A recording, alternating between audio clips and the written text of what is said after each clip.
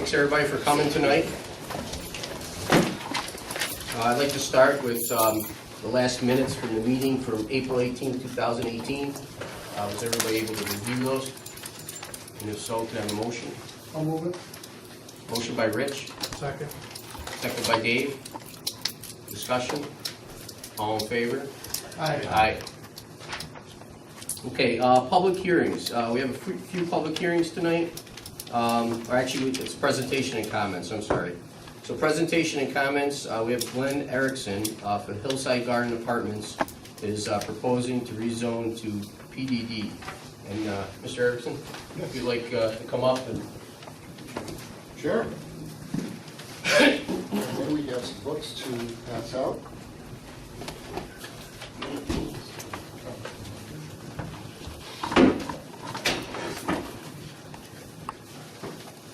we go.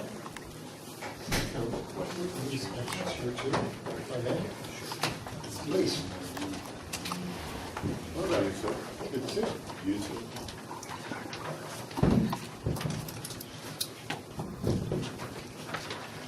I'm Glenn Erickson. I've been the owner of Hillside Garden Apartments for about 11 years now. My architect here is David Ennis, EPOC.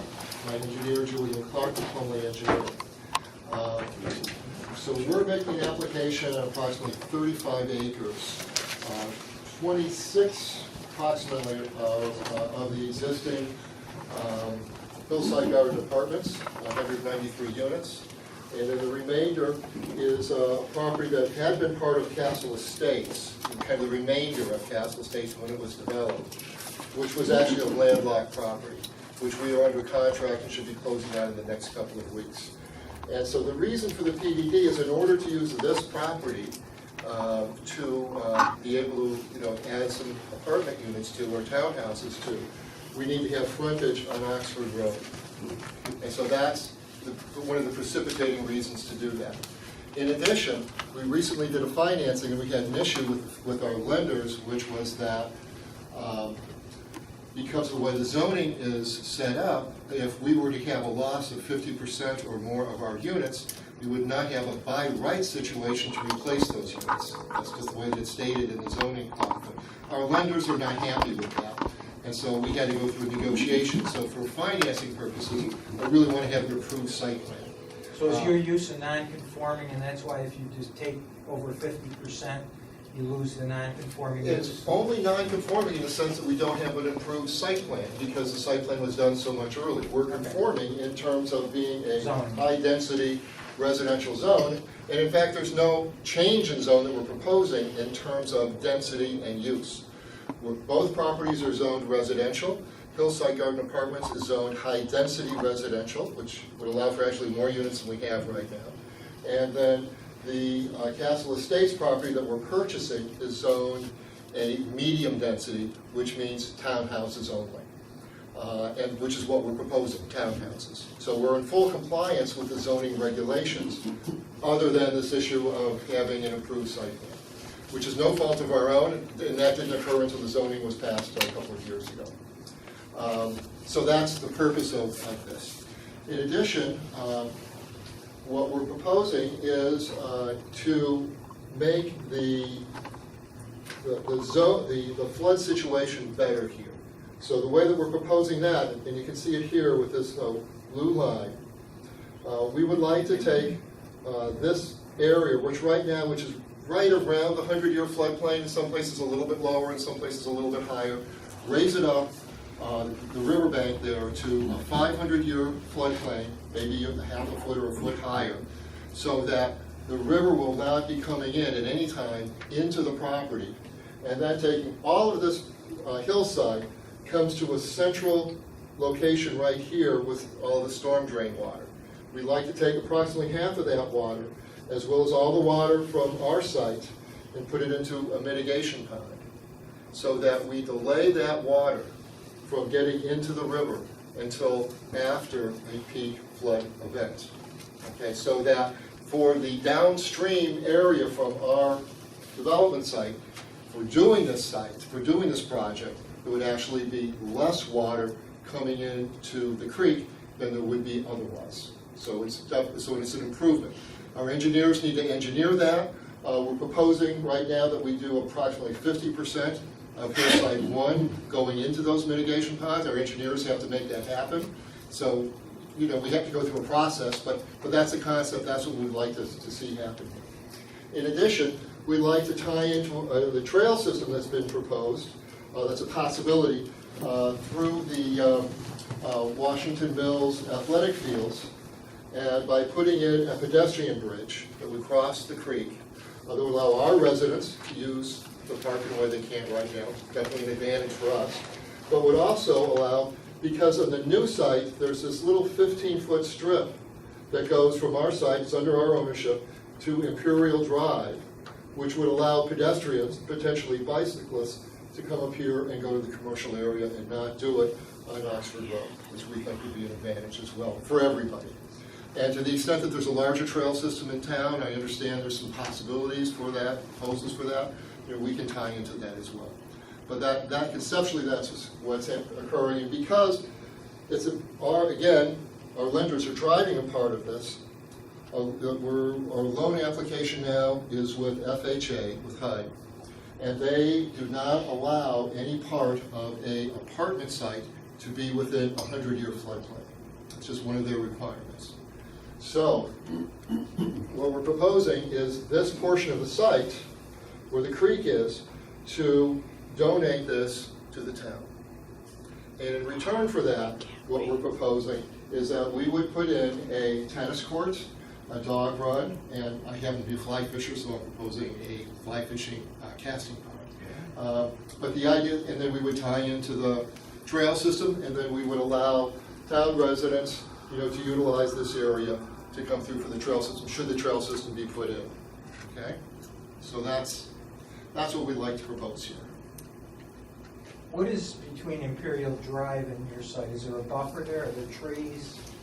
Right in here? Yeah. This Imperial, the houses that are along here are about 30 or 40 feet above our site. Okay. And there is a large group of really quite wonderful trees that are all along through that area. Now, You're there's not more. going to disturb those in any way? Well, no, we're not going to disturb the trees on the hill because they are good. It's a good hardwood forest. The trees that are in here is what the name of the trees? Do you remember, David? They're all. Oh yeah, and they're not. They're trees that break up easily and the branches fall. They're not a good tree. And so those are the trees that we'll be taking out, and that's what we'll be doing in the flats area there. And so, and even in this building, which is right now our garage and work area is in this section. We're proposing to move it over here, and for that building, we're proposing to create a landscape buffer between it and the houses, so that they don't really see that there's that building there. Okay? Yeah, I think our planning board would have concern for the Imperial Drive residents that have been there so long. Right. Nice, it's a very nice neighborhood. Do you know why Yes, that it is. little piece is just hanging? This piece right The here? Imperial piece, yeah. No, the piece that you said is part of Imperial that was never developed. Okay, so. Oh, that's the 12 acres right here. Yeah. It just was left? It doesn't, it's landlocked. Okay. It's completely land. At one point, it had a sewage, some kind of a sewage structure on it, and which has been abandoned. And I guess it's tied into the town system at some point. And so that's been left abandoned on site. And I'm assuming that it was left over just to be able to house that sewage system. There's whatever no it is. stormwater detention on that as we see? There's no stormwater detention on site. I'm just curious as to why they left that piece. I mean, was it intended to be phased into another phase? No, there was no intention to phase it, that I know. I spoke to the owner, and it was actually his father, the current owner, and it was his father that did the development, many, many years ago in the 60s. And he's basically a don't want her. I mean, he's paying some de minimis amount of taxes, whatever that is. I imagine he's got insurance in the property. I hope he does. And so it's an expense to him, and he sees no way out, and that's why he was so willing to sell it. In fact, he had been willing to sell it to me when we first purchased this property, and we just didn't think, well, what are we going to use it for? Because we didn't know because the zoning hadn't occurred in there. That same 15-foot strip, there's no utilities that go in there, there's nothing, currently there's nothing there? I believe that Julian can answer this better than me, so why don't you? Well, we believe there's a drainage line running from Storm drain. Imperial Drive down into the casual state property. The survey's still in process, but the visual that we saw gives us that There impression. is a storm Catch drain catch basin right here, and it appears that there's an open pipe in it that goes in this direction. I don't know more than that. The other thing, and I compliment you on trying to tie into the trail system, but encouraging people to access at that point may present problems with cars parking on Imperial Drive, unloading bicycles or whatever. Just a point to remember for the planning board, that while it's a good idea, it may not be, it may not be conducive to people on Imperial Drive. Well, and that's something that we need to talk about and make sure that we do it the right way. I'm totally in agreement with that. I'm putting this forward really as an offer. I think it would be a good idea, but everybody has to agree that this is something that makes sense for them. I agree. Also, explain again the parcel that that you would propose donating to the town. That's basically from this portion, from the 100-year floodplain area. You own that currently? I own this portion of it currently, and this portion I'm under contract with. Okay, because, so part of it is, I'd say about 2 acres of it is on hillside right now, and I'd say there's another 3 acres, maybe 4, that's part of the Castle Estates property. It'll be part of this donation. Rick, is the county interceptor along here? No. Ours, it crosses the creek. It's on the other side of the creek. That's the one that we replaced 5 or 6 years ago. Yeah. Yeah, there's manhole right in this area. Yes, that's new. And the interceptor's on the other side of Route 8. That's the work. But what I'm concerned about is where your maintenance garage is right now. Sequoia Creek Basin has tried to armor that and stop it from stopping the erosion. Right. So that has not, 2 attempts now from the commission, and it's still erosion. So it might be something you want to take a look at. Well, that's definitely something we want to take a look at. Yes. So what we've noticed, in fact, we were just out there today to take another look at it. I think from my point of view, and as an architect and as an engineer that really understands all the ins and outs of bank stabilization, but I've been involved with this now for about 10 years. And when we first came in 10 years ago, there was rocks, clay, large boulders about yay by yay by yay that were stacked up on that riverbank Yep. for probably well over 100 feet initially, and then expanded to where it's now about 200 feet. And probably a structure that's about maybe 15 feet high, something in that order. And what's happened, appears to me, is that the water gets behind those boulders and erodes out behind the boulders, so they drop down. Right. They drop down in a couple of places, maybe 5 feet, something like that. So they drop down below where we would want it to for high water, if and when that should occur. And my take on it would be that if instead of having sand or dirt behind those large boulders, we had a riprap that could not leave, but would stay there, and would keep the water so it comes up, but it wouldn't be flowing to where the dirt and sand is, we would have a much better chance of keeping it. If that wouldn't work, then we'd have to put some sort of sheeting down behind it in order to stabilize it. That was dewatered the last time they tried fixing it. Yeah. And they, as you know, that you can Yes, see where the they creek did. went around like a little I island. remember that. We dewatered it, moved the creek over while they worked on it, and placed those large stones, and then brought the creek back. Yeah. No, and we were very, very happy. We were Yeah. elated you did the work. Right, right. So that's not a problem. I agree with you. We have to make sure we get that done right. And I think that's part of the proposal. Okay. I'm not sure who pays for what yet. We have to go through that process. We're certainly willing to make our contribution, our fair share of it, and as we should. But we have to, that's a process we need to go through. And the main point I want to make is that we want to make sure that we stabilize the bank. Okay? And before we get our permits, we should have an appropriate plan in place to stabilize the bank.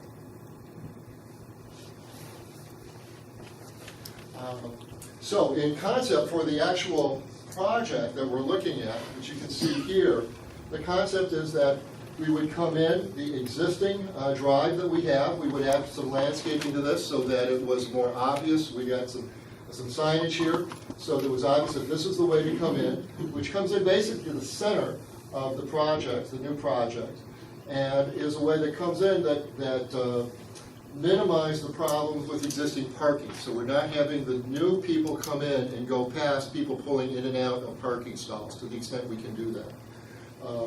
And then, as people come in, we would have a 3-story apartment structure here with approximately 45 units. And then we would have groupings of townhouses, of 7 or 8 townhouses per group that would be arranged around this mitigation pond, which I would love to see be a duck pond. Again, we have to engineer that, but the idea is that we would bring the pond down below the water table, so there'd be a supply of water there, and then we would have to engineer it ecologically so that it's not a mosquito pond, but that it in fact is a duck pond. It is something that we all like to look at. It would be an advantage for the project itself.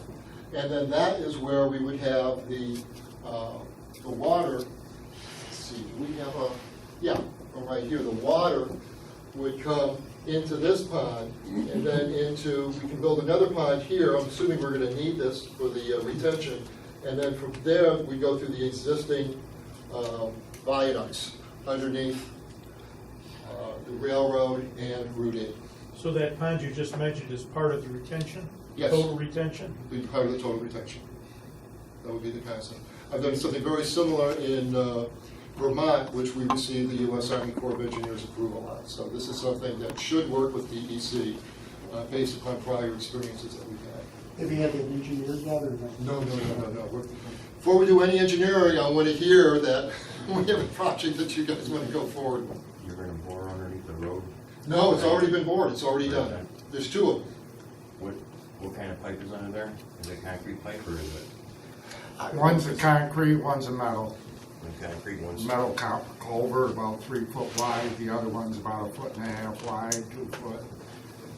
And should those not be adequate, what we would do is we would tie in at the bottom here. So again, it has to be engineered. But to the extent we can use those, we would like to. And there's photos of those viaducts in your package. So we Right. just couldn't include everything on the book, in the boards. So there's a trail system on the, and vehicular circulation in the book. There's, in the water mitigation drawing, there's the photos of the 2 viaducts that are existing. And then we also have some concept images of some of the amenities that Glenn is proposing for both the park and for the. You want to go through a little bit of that? Sure. Lighting all dark sky compliant, there's not gonna be anything onto Imperials. Correct. Okay. Absolutely correct. Not And one that's- foot candle. And that's stated, yeah. You're gonna get that question. Yeah, and that's Not one stated, foot that's candle. actually stated in the book, in our Okay. mitigation portion. We know that there's a series of aspects of this plan that does need to be engineered, and Julian and I, both are ready to sharpen our pencils, but again, we just want to make sure that this is a concept that is agreeable to everybody. Who owns the viaduct? Underneath Route 8 is probably the state, DOT. But I would ask the condition of that metal, how's the invert on the The bottom? metal looked Look good, in good shape? perfect. I Okay. mean, it looked like that was put in a little bit, Yeah. a little while ago. The concrete one, I think, had a 1915 or something, Yeah. right on the block or whatever, and that was right next to it. This is Rick Dowd, our facilities manager. So he's been here for 20 some odd years. 20? Longer. Double that. Got one So- more question for you, Mr. Erickson. Yes. Okay, so it's 150 new units, correct? And these are all going to be rental units? Yes. So, Well, with the amenities, and again, I don't remember which sheet number it is, but it's in the PDD book. 8. 8, thank you. We're thinking about a wooden, durable but not expensive, non-industrial looking, but a very friendly, quote-unquote friendly looking pedestrian bridge that would help span from high point to high point, or 500-year floodplain to 500-year floodplain. No sense in putting in a footbridge that's going to get washed out. And exactly where that's placed on the site, that also needs to be engineered. Just this morning, which is why we got all the mud on our shoes, we were walking along there, and it might be better in a different location. We have to make sure that that works out. But the real concept is that we want to encourage people from this development, potentially people from Imperial Drive, we do have this, little spit of land here that connects in, but definitely from the development here, to be able to really connect in with the park system that you guys have here. There's the possibility of putting in bike trails and jogging trails, and maybe even having those work as a cross-country ski trail, so that it's a sort of 365-day-a-year system. Connecting into that would be obviously the tennis court, which is a tennis court, and the dog run, which is a dog run. But the fly fishing casting pond, we really think of, instead of it being sort of a standalone thing, it would be adjacent to the creek, so that the water, we wouldn't have to artificially feed that, it would just sort of feed in.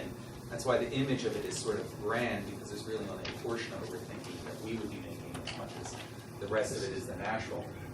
One of the other really interesting features we think is being able to centralize, as Glenn was saying, create a real focus of the development for this natural landscape feature, which would be this, in effect, a water mitigation feature that we're trying to prevent more water going into the creek and keeping downstream flooding down, but use that as a potential amenity for the site, rather than just digging giant culverts in the ground and putting gravel in and slow percolation pits, making it into something that's an amenity to the site. The sizing of some of these, we're not really obviously sure how big they need to be. We'd also like to try and incorporate swales and landscape elements, natural as possible, pits of parking, things like that, incorporating pervious paving where we can for walking paths, things like that. Again, these are all sort of concepts that are listed in the booklet, but creating a real sort of family enclosed duck pond right there that could be a real amenity for both visual and use for the people, definitely for the Hillside Garden residents, but if other people come up into it, that's something that could be worked out, it's something that's designed. That's what we have to Yeah. go through the process. And again, I want to be sensitive to people that are in the existing castle estates. And I'm not trying to impose something on them any more than, develop our property. But if that 15-foot wide piece of land going to Imperial Drive is an issue or a problem, then, we're certainly open to doing it some other way. That's not an integral part of what we need to make our development work for us. It's something that we think that, perhaps could be good for both sides. And that's really our perspective on it. And currently, there is no trail there, No. no connection, and you're not proposing making the connection to the park system. With the pedestrian bridge. Pedestrian. That's all you're proposing is a That's right. pedestrian bridge, and possibly donating that to the town, that parcel. Yes. Which Well- may or may not be a good idea. Well, again, what we'd be donating to the town would be the pedestrian bridge, the dog run, the tennis court, the casting pond. All that's on your property. All of this is going to be donated to the town. Right, We correct. can put all of these on this property if you want us. No, what I'm saying is, those are on your property? And you're going to be creating them? No, these are on the park property. We're- These are on the town's property? Right now, we're proposing putting them on the town Okay. property. Okay, and the other. But we can relocate them we just landed them there, they can go somewhere else. Is this a phase 1, 2, 3, 4, or is it Single phase. single phase, which includes the buildings, obviously, stormwater management, the pedestrian bridge? That's it. Detention ponds, site- Well, yeah, what we're that's doing. stormwater management. Right. The landscape sort of buffer Whole site. zone, the whole site. And these amenities that we're donating to the town. Right, and Might want to I don't talk think on we subject. haven't decided whether we want to accept a donation No. like that. That may not be a great idea. It may be a great idea, I don't know. But it's yet to be determined. I think you're just looking for some kind of preliminary consensus of the board as to whether or not they look favorably on this before you go out and spend a fortune on your site plan. That is correct. And we obviously need to, if we're going to move forward, we need to take this to the planning board. And so, we would like to be able to do that. In terms of the donation of the property, I can create a separate entity that owns that property and move forward in that direction. I don't have to give it to the town. We just thought it would be a good idea to do that, and that was the basis in which we made this proposal. If you want to come back to me and say, create another entity and throw it into that entity, then I will do that, but I can't, my problem is for financing purposes, I can't have it in the same entity as the property that's getting developed, because the lenders won't accept it, okay? So, it's a subdivision issue, it has to go somewhere. I would love it to go to the town, but if the town doesn't want it, I understand, and we would modify the plans accordingly. And I would think that would be the way to do it, and if somewhere's down the road, it's determined that it makes sense to acquire that, a donation or whatever, that would be. Right, I think I'm not it's been sure out of the offered to box. us before. Pardon me? I think it's been offered to us before. Yeah, and I don't know, maybe it's a great idea, but I Yeah. have some concerns owning the But creek. the PDD overlay would be within your province. Right. You referred to the planning board for site plan. I don't know if Joe has any comments. Well, just that he's meeting all the requirements of the PD. You're going for actually a PDR? Plan? Yes, Yeah. the residential PD. Correct. Yep. He meets all the requirements, it's innovative, it's. Yeah, with the trails with and the trail whatever and, fits the statute. it's It legally fits it. I guess he wants to see what you guys think. So this is similar to the Buck project? Yes. basically? Yes. Same thing, okay. So we currently own the creek though that comes up into there though, through the park system. Right about, I guess about here. Right. Actually, it's right about here. Here. That's right. The town currently owns this side, and then with private owners have this side. Right. I just meant that the Imperial, or the Castle Estates property Right. is sort of over there, that he Exactly. presents as that portion of the creek. So But the it's creek goes through our park system that goes all the way around off That's Snyder Street. Yeah. Because we just cleared out a lot there for a picnic area. Again, the number of units, total number of additional units, 150. 150, and this will be a planning board issue, but egress appears to be, Oxford Road. well, you had two, but one is going right through the complex, the other is more to the north. There's one that comes, the Yeah. primary is through here. Right. This But the those are still- secondary those are and then available. tertiary, yeah. Right. And Those there's two That'll be addressed entries by the into, planning. Right. Those are your existing Yeah, driveways this, now? this is not currently existing because it's on the new property, but this is currently existing. And we have, this is actually a gravel drive that goes down right now. So both of these in terms of land forms are both in place, one's gravel, one's asphalt. This, we have to engineer, it goes through a fairly hilly area right through here. And so it's not existing today. We're just thinking that it would be nice to have a third, means of egress from the property. I just would suggest one thing. In your concept, you might want to go down and visit DEC about, Oh, absolutely. about the walking bridge and what you want to Yes. do there, because they might axe it right there and say no. Okay. But it's a good idea, but I would definitely go talk to them while it's in concept. Okay. Okay. Also, the fire flow is not great there. You're gonna need to talk to the water board, that whole area. Yeah, we've had some initial discussions with them. And our engineer has already, taken a look at what some of the capacities are in the system. It's a private water system now, correct? Here, We have the hillside. opportunity to make it into, to meld it into the public system. We could Well, go it's either tied way. into the public system currently. You've got private hydrants on property, but Right. it's tied into the public system. Correct. Which is, there's a fire flow issue, or there may be. Just keep that in mind. Yes, we're very aware of that. So I guess what I'm asking then is not so much for the town to accept this now in terms of our donation of the property, but to allow us to move forward with this concept, and we would either keep the property and do it as a separate ownership, subdivided lot, which would work for our lenders. And if we can work out an appropriate deal with the town, then we would go, that the town obviously felt comfortable with, we'd go ahead and do that. And we do that as part of this process. So by the time we got to the final subdivision, we could hopefully come up with a decision on that. We're happy to be part of a negotiation on that. Need a motion?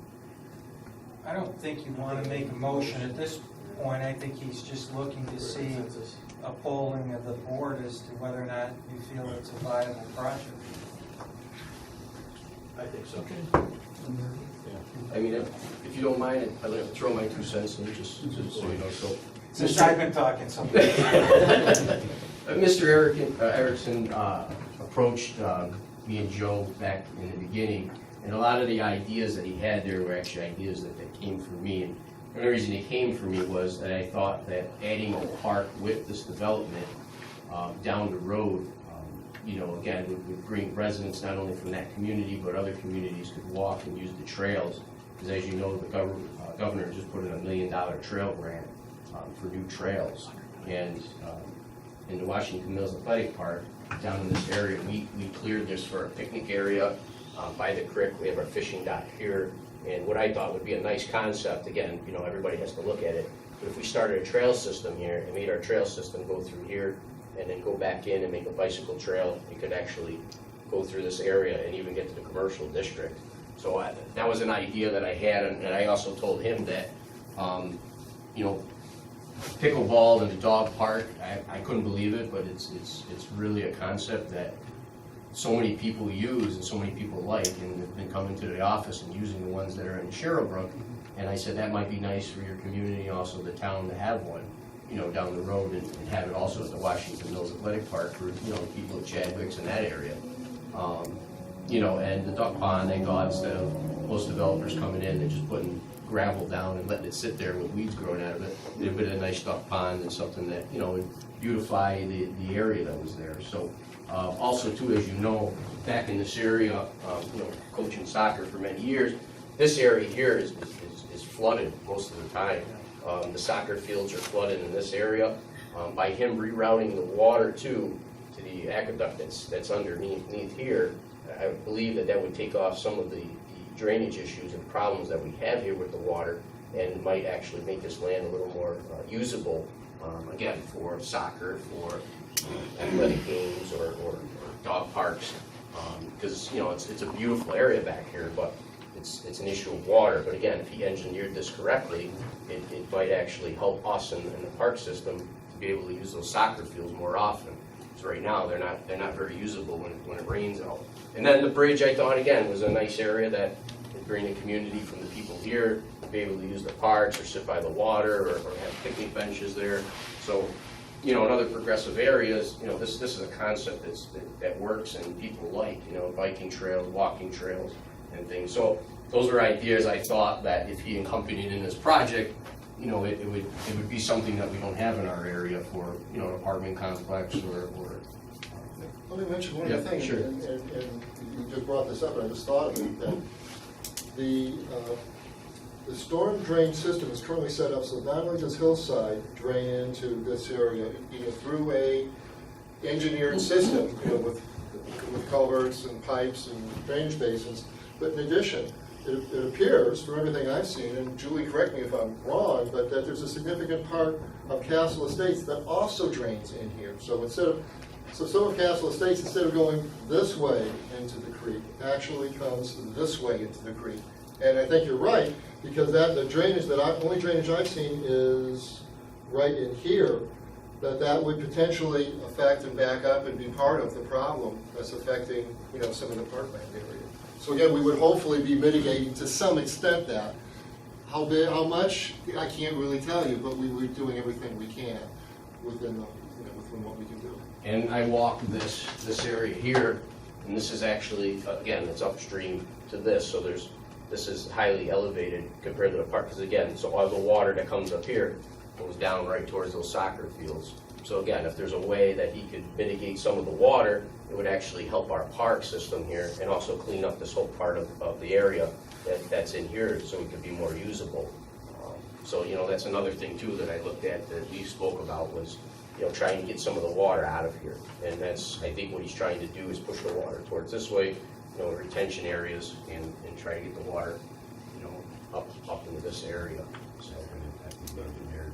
Right. Oh, So 100%. the point is, the major point is that we'll take some of this water, instead of going in at the same time the peak flow happens in the river, we can delay it so that it happens after that. because of the storage component here. Slow it down. Right, and that's where it's eventually gonna get in there, but we can at least slow it down. Slow it down, right? So, and I think that's to everybody's benefit if we can do that. And again, all the stormwater mitigation elements that we're doing, whether this land goes into a separate entity that's a privately owned entity, or whether that gets donated to the town, that will happen in any case. The pedestrian bridge really only makes sense if we're doing the donation to the town, I think. But that's, I think, probably what the concept would be. So there would be a clear quid pro quo, I think, for the donation to the town. The town would get something, we'd get something. And I'm happy to, to work through that deal. I just want to back up one second, because I'm a little confused. On Imperial, as you come around, I think I heard both you and Paul stating, that there is a creek behind those houses. There is, yeah, here, when it rains, there is a creek, okay? That comes down this way. When it's not raining, or a day or two after a rain, there's no water, there's no free-flowing water there. So I went down there today. We had a storm yesterday. I didn't see any water in there, as an example. But when it's raining, we're definitely getting a creek. At least that's my personal, ad hoc observation. Rick, maybe you have some more information. That water, that creek does get nasty when it rains. That water comes off the hill from Snowden Hill, Hughes Lane, Twindham, Roman, all that whole hillside comes down that way. Yeah, it's interesting. I was out there this winter when the snow melt was occurring, and there was water because of the snow melt coming in. And all I could see was that this came in, and then it kind of came into this area and kind of died. It never really went as a stream out either here or to here. It just kind of ponded in the river, so on that land. And I'm sure at some point it can get up high enough that it does go one way or the other. But it typically seems to just come out to that flat terrace area, for what it's worth. Right. Yeah, because I'm just saying, if there is a creek in there, or a channel, if you will, that you were stating that the water coming from the... What we would do is we would direct the water so it would go, we would have so it would go underneath the road here and directly in here. It would be channelized with a culvert right here underneath the driveway. So it would go right into the mitigation pond. It would be properly dealt with, filtered, and then go into the creek at the appropriate place, whatever the engineers tell us is the right way to do it. Sure. Okay? Thank you. It was a very nice presentation. Well, thank you. Appreciate the opportunity. Talk to about sewers? Are you talking about the sewers? Yep. You're tired? No. But when number you can call me at the office. Happy to do it. Meet with you. 215 534 2998. That's myself. 990. Yep. What's your name? You guys okay? Sure. Let them go to you? Okay, yeah. Okay. Any comments, discussion? The only reason I bring up these things Any is ideas? they're on my case. Oh, yeah. Constantly. Whatever we do in that park. Questions? And that's where they stop the fish, is in that park. Okay. Now we need the application. No. Oh, you do have the formal application, all the copies? Yeah. Oh, I didn't know the application was submitted. This book is the supplemental information. We also have a EAF that we could We submit. submitted the PDF for the code, we submitted all the copies for the code, and provided the $5,000 application fee. So that's, Right, yeah, you submitted everything, right? that's what we simply like to move forward with planning, Yeah. if we can. Motion to accept it, refer it to the planning board for site plan. Motion by Dave, second. Second by Jim. Discussion? All in favor? Aye. Motion for town board to be lead agent. So moved. Second.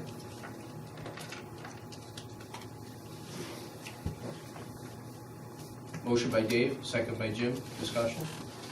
All in favor? Aye.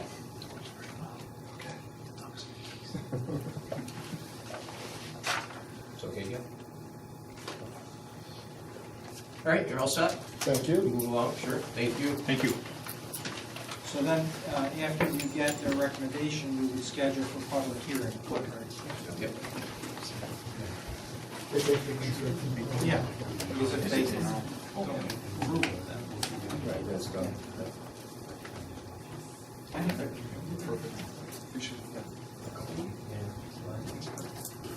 Thanks, Joe.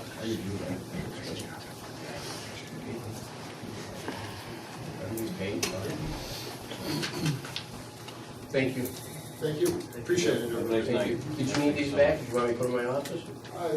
Whichever you, whatever you I'll want. put them in my office. if you Okay, want. great, absolutely, All right, thank you. great, thank you. thank you.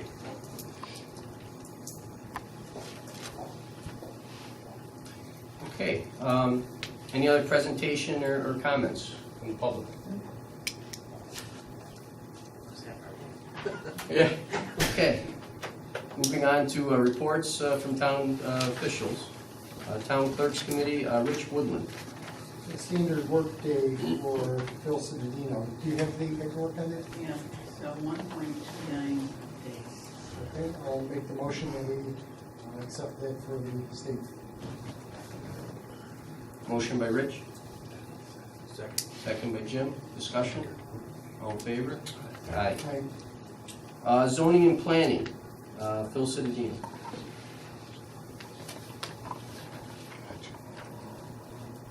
Electrical inspector agency? I think Joe has, Joe for chapter 59-3 designation? Yes, independent consolidated electrical inspection agency submitted all their qualifications for their one inspector, and they'd like to be recognized by the town as a duly appointed electrical inspector for the town. They submitted their fees and their qualifications. Okay, they're all qualified. Yes. Do we have to do anything other than just accept them or not accept them? Is that a motion by Phil? Yes. All right, motion by Phil, I'll second. second by Rich. Discussion? All in favor? Aye. Aye. B, Then we have a hearing for the 2 unsafe buildings on Oneida Street. Yeah, Joe has submitted a report regarding 2 additional buildings which he feels constitute unsafe structures as defined by our ordinance. So we need to go forward and schedule a hearing on those. Joe, you submitted your report, correct? I did. What- She can be available on June 6th, the next board meeting, at about 5:15, 5:30. You've already talked to the person? Yeah. Yeah. June 6th. 2 weeks. Yeah, that'll give us sufficient time for the notice. And the others on Irvin Ave? Yes. okay. Maybe it's time to bring it up. I can't make the 6th, not that that makes a huge difference. But I'm wondering if we could schedule one meeting through the summer. I know, June, July, and August, and I know there's another conflict for the 27th. Already notified the newspaper about the public hearing on June 6th for Cheryl Park rezoning. All right, so. Okay. Well, if you don't, I mean, if you don't, I mean. No, that's right. That's fine, I mean, That's fine. you know, everybody's got stuff to it, so. Okay. What time do we want to start the meeting? 5:15 or something, right? Because with the new building and other stuff too, I'm gonna have to have that June 6th meeting, because we gotta approve some things. Okay. Talk about meetings afterwards. Okay. So we'll do the same on the June 6th? So my other question too, while this is bringing up, this is above and beyond your scope? No, Okay, no, it's. only if you go to Supreme Court? Yeah.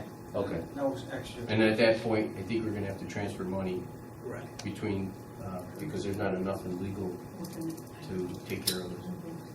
Because there's only a salary in there, and then, remember the budget we had? There's only like 10,000 left, and we used 4,000 of it for legal fees for the social worker already from last year. So- Not to me, right? No, not to you, no, but I'm just saying, we're gonna have to transfer money from another fund to. We didn't have contractual for, is that, Yeah, but it was only it 10,000. was only 10? Yeah, that's all it was, that they was put in last year's budget. And we already used money from last year from the certiorari, and there's some other money that Vince Alette had a bill for that we had to pay. So there's not much in there. I don't know exactly, Dan's not here, but I want to say there's 4,000 left in there.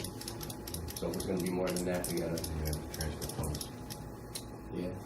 You're not gonna need much from me, I'll do most of this stuff just within the scope of my normal. Okay, that's fine, I just in case. No, I'm happy to do that. Yeah. I'm more than happy to do that. All right, so just to throw that out there. Just a, Was there a motion to schedule the public hearing on the unsafe building for June 6th? No. Can we get it? Sure. I'll Do move, we have to do them separate? Yes. Okay. I'll move the first one. Second. Okay, motion by Rich, second by Phil, discussion. That's the 5:15 on June 6th. Oneida Street, correct? Yeah. Okay. Discussion, all in favor? Aye. Aye. Next one's Ivanhoe. Riverhead. Yep. is that a big one? Okay, okay. I'll Yeah, it's move already that down. one as well. 5:45 on June 6th. Motion by Rich, Second. second by Phil, discussion. And that's the trailer that's already down on the ground. Okay. All in favor? Aye. Aye. I just want to run on, so I know I've asked you a million times, but I just keep getting. They're here. I got 3 of them done, ready to file. So what's the next, We're gonna file them and then I gotta serve them. The question's gonna be how to serve them. Some of them, yeah, because I mean. I've got, you'll see the 3 of them that are done. They're all ready for Supreme Court. Because I don't think there's any, feedback from there.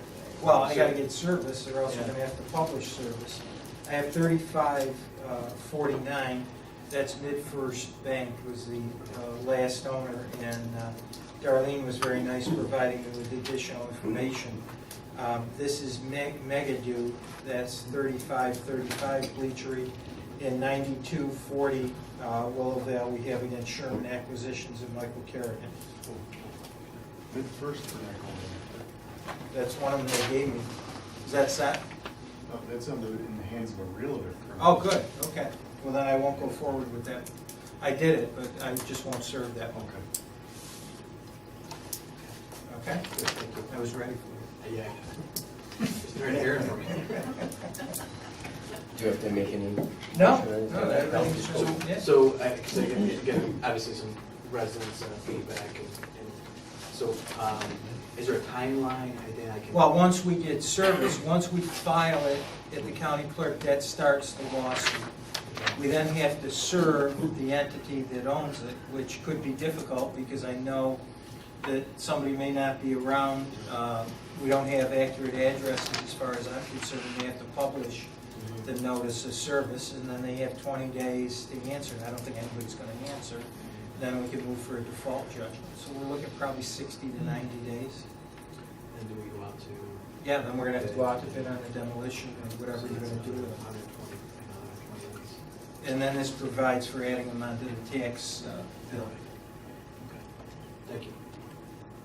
Or if you, as you guys know, with the city of Utica, we made a deal for demolition, they're gonna use it for police departments, so that might, we can maybe work with them and maybe they'll do another couple for us, and that'll actually save us some money too.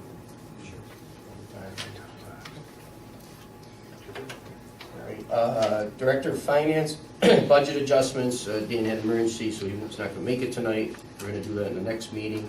Public Works and Sewer Committee, we have a mowing agreement with the county. It's the same as last year. Did you review that?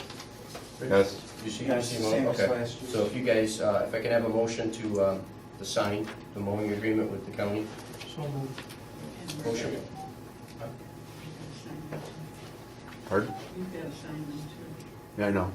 I'll put it in the Motion by Dave, second by Phil. Discussion? All in favor? Aye. I'd like to sign it right now and give it to you. Do you have the original? Because this is only a copy that I have. You want to sign this? The original went to the town clerk, I believe. I've got them upstairs. She's got them upstairs. All right, well, if I sign this, it's still Yeah. legal, right? Okay. Well, they signed the other one. Oh, they This signed it one already? Signed, so you better off signing the original. Okay, all right, so here. I got this, yeah. Just so you have. Bring it over in the morning. Okay, ditching agreement with the county, same as last year. If I could have a motion to sign that. So moved. Second. Motion by Jim, second by Phil, discussion. All in favor? Aye. And again, you can bring that over, Gail, tomorrow? Okay. Surplus vehicles and equipment. Rick? I have a 2001 Freightliner that was a brush truck that had a new box on it, so the mechanics took the newer box off that one, put it on an existing truck that we're keeping. So we have the cabin chassis along with the old box. And auction people that were just here said leave them separated. So I have that cabin chassis in the box. And then we have the second coach truck, or car, 2008 Escape. Same kind of issues with that one as Joe's. So we're going to put that one on auction. And also surplus the dumpsters that were in Chadwick's Park and the one that was in Washington Mills, the athletic park. I want to surplus those. We're doing a different way of picking up that trash. That was involved, that worked for a few years, and it's obsolete, that's the way we had to do it, so. I just want to surplus those two containers. Okay. Any asset tags or serial numbers we got? I have them. Okay. Also, under that surplus, Parks brought down a V plow Yeah. that goes in the front of the skidster, and something, a flail mower that goes behind a tractor. Right. That was also brought down, so that'll be going down that same auction. Okay. Okay? Make a motion that we declare the aforementioned equipment as surplus. Second. Motion by Dave, second by Phil, discussion. And then all the stuff you'll get, Gail, from Rick? Yeah. Okay. Discussion, all in favor? Aye. Seasonal appointment. Actually, I have that down here, let's see. State contract, multimodal for Shenango Bridge. I need a motion to sign that. Right, oh. We need a motion by Rich, second. Second by Phil, all in favor? Aye. Okay, Senior Citizens Committee, Councilman Messa. It's an appointment mentoring program. Michaela, messenger, do we have a messenger? Unsinger? Is there a rate in there? Yeah, here, here's the rep for it. Thanks. Thank you. So seasonal, 9/25. When's the start date on this? Is it state? Would be whenever from now on, so could be tomorrow. We put tomorrow's date on there. Okay. And she's pretty good for that. Okay. So, And it's a budgeted item. It is. yeah, seasonal temporary. Okay. Effective tomorrow? Today? It's up to the board, but we could do it tomorrow because she needs somebody over there, so. Effective tomorrow. Okay. Yep, so that could be tomorrow. 5/24. So make that as a formal motion. All right, motion by Jim, second by Phil, discussion. All in favor? Aye. Yeah, I'll sign it. Did you put the date on it?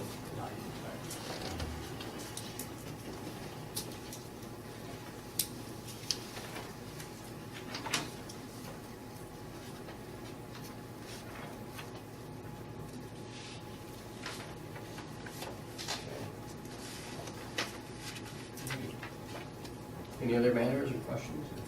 About my project. Yeah, go ahead, bring it up. Looking at doing a community event at Sherrillbrook, maybe bringing some food trucks in to bring some people together.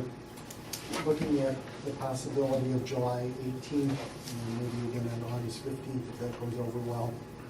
So we'll apprise the board of that, that's something we're looking at for the parks. What day of the week is that? Wednesday night. Yeah, I know a lot of areas have been doing that, it goes over Yeah. really big. I think they do it in Utica on Thursday nights. Yeah, Yeah. the food trucks are. You got a special permits or anything like that for the park? Well, that's why I thought it was a good idea to bring it to the board, because two things. One is, we have to charge them something, so we have to come up with a fee, which is not in the books yet. And then, them being a vendor in the park, is there any regulations that stop them from Yeah, I making gotta money in the check. park? So. It's a private vendor being allowed to use the park. Insurance. Right. Yeah, but that would be part when they actually pay the permit fee, they would have all that, but I'm saying, can we even do, I don't know. Well, I know we used to have the Wheel Waggle Walkathon, I know there were vendors in there privately selling, so that doesn't say it's right. I mean, do we need any extra police, any additional charges to? That's something we gotta take a look at, huh, Chief? You might need a, Parks personnel. yeah, you might need a, you need some kind of staff. So we should look into that. We have the parks personnel, because we're gonna put that person on there. I spoke to them, that's good. So it's pretty much, I guess, on the police and then finding out what, if we can do it with the, This would be from. I'll be happy to work with Rich and, okay. This would be like what, from like 4 to 8? Yeah. 4 to 8 o'clock? Yeah, generally how they do. Yeah. the other ones. have it 4 to midnight, and alcohol. For the minutes, the Really lawyer fire brought it that out. Really fire that park. Colleen is the lawyer. Well, I do have an idea, but I won't bring that up. Right. I just wanted to apprise the board about looking at.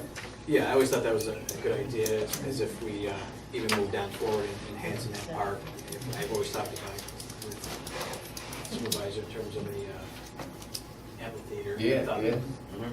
You know, in conjunction with the food trucks, I think it's, It's a nice park up there. yeah. We do a lot of things, people come. It's a nice park. You know, there's a lot of people using the park. Yeah, that's good. So make sure that those days don't conflict with anything else going on in the park. Right, right. The fields, yeah. You're only asking- Fields. How many days are you asking for? Two. Just 2, which is not a lot, No. because in Utica they do it every week. Tuesday. Yeah, If it takes off, maybe we can do it once a month. right, Yeah. Next year. right, Yeah, but, yeah, we understand, yeah, the permits, Yeah. the, so, right. Yeah, I mean, if we could do it, we'll put it together. Yeah. absolutely. I think it'd be great. You get a lot of people out, a lot of people coming. Yeah, it'd be nice. It'd be nice. All right, so maybe by the next meeting we'll know, so we can move ahead if we want to get the room there, so. I remember when my kids were young, when we were there by the park, by the fire station, they do the ice cream social. I used to go to that, it was once a week, it was a Thursday night. Yep. That was always fun, a lot of people Oh, came out to yeah. that. Well, it's always packed over in the village. Yeah, Yeah. yep, it was great. They're doing the concerts again this year. Yeah, Nice. yeah, they're nice, they're nice. Yeah, people want somewhere to go, you know? Yeah, short summer, so. You know, it's almost, Right. almost over. We'll try to do something. But, Sounds good. so good, you guys will look into that and then we'll go over next meeting, okay? Anything else, any other questions, comments, information? All right, a few things. As you know, another codes car is down. I'm currently letting them use the parks security vehicle for the second codes vehicle.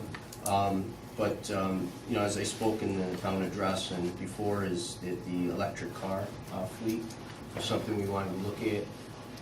There's a grant from DEC for that. I got a bid on one electric car over at Don's Ford, and it came out to $27,000 for the vehicle. There's a $5,000, you know, grant for that, so it would be like $22,000. And I don't know if you guys. What kind of vehicle is it? It's an electric vehicle, so it goes over 50 miles on one charge. What kind of vehicle is it? Oh, it's a Ford, it's a Ford Fusion Energy, electric car. Yeah, all-wheel drive? Huh? All-wheel drive? No, just front wheel drive. Yeah, just front wheel drive. Here's the information on it. I'm gonna take a look at it. Is there any state contract or is that not for it? No, that's the state contract. It's Okay. the municipal bid contract for electric cars. And how- Actually, a lot of police departments in other areas use that car, I guess, so. How do we charge it? Well, for right now, temporary over at Rick's office, we would just put in an electrical outlet there for that car. It's very inexpensive. Could probably just do it in-house for now, and then down the road, if we get the grant for the charging stations, which I submitted, we'll be able to charge them at all locations of the town, so. But at this point, we're running low on cars. Or else we take the Parks one and, give it to the codes department full-time. So what do you need, a motion? Yeah, I need a motion if you guys wanna go out and purchase this. Because if we do a lease, we have to go out to referent, right? So if we purchase it, No, you can purchase, We got the money to pay for it? it's a budget, is it yeah, budgeted? it's a budgeted item from buying another vehicle, so, Okay. so we can use that for putting it. What do you guys think? Well, the vehicle is needed, and that's not a bad price, I don't Yeah, think. I think it's No, a I good mean, price, we're to 22,000 and it's, Right. and then we save on the fuel too. Right. Right. Because those guys, they Right. drive a lot, I mean, so we're I'll saving make- on I'll make fuel. a motion. Motion by Dave, second by Jim. Discussion? All in favor? Aye. Okay. So I'll submit first I have to purchase the vehicle. So I'll purchase the vehicle, I'll submit all the paperwork and stuff for the grant because it's due by May 31st. I think the other thing too, this is our first electric vehicle. Right.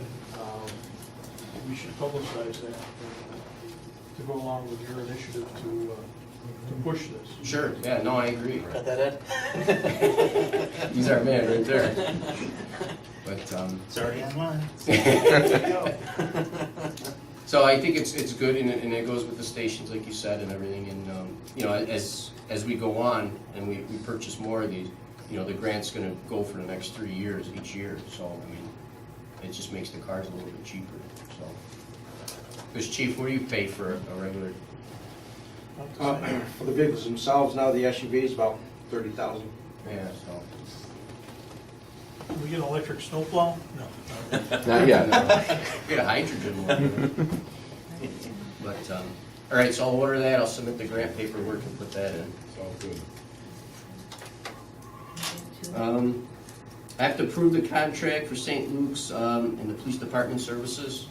Chief, I know you reviewed it, but do you have any comments on? No, I haven't reviewed that. You haven't reviewed that one? No, I haven't seen it. The 2017, which we did towards the end of the year in 2017, but I'm waiting for the 18s to come in. Okay, You want to hold off on that? yeah, we'll hold off Yes, then. please. Okay. I'll get that to you. Okay, as you know, the Parks Department now for our youth program is currently all online, so you can go online and pay for it. We're working on now the pavilions to go on, and it'll actually schedule the events and everything online, so nobody has to come down to the office. By next year, it'll all be 100%.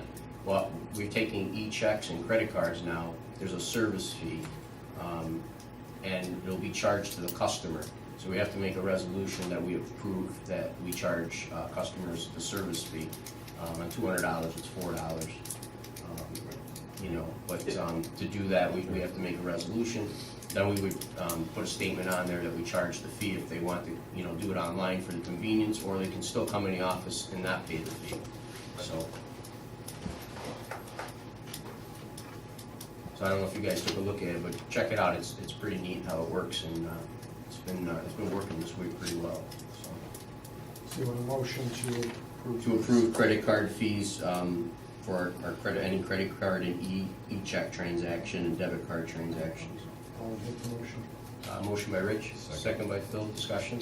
Is there a percentage or set fee that's for debit versus credit or anything? They are, and there's for the e-checks, it's $1.75, and then for the credit card, it's on a percentage. So if it's $2 per, well, it's $1 per $100. That's how it works. So like $200, I think it was $2 something, and $4, and 2 kids, I think it was 96 or something. No, it's not. And to be honest, most of the people we told, they were happy to do it anyway, just not even to come in and so, but, good. So, all in favor? Aye. Next thing is, need to approve asbestos removal projects for 3 locations, 6 Henderson Street, 10 Henderson Street, and 12 Henderson Street. This is for the FEMA project. We're moving pretty good on this project. In fact, we have our first closings coming up Friday on 2 properties. And after that, I'm going to schedule that week the FEMA, our asbestos remediation. And then after that, putting the programs together with the city of Utica to use the houses for a facility for the police departments and maybe fire departments to do some training. And then they were gonna demo the homes for us.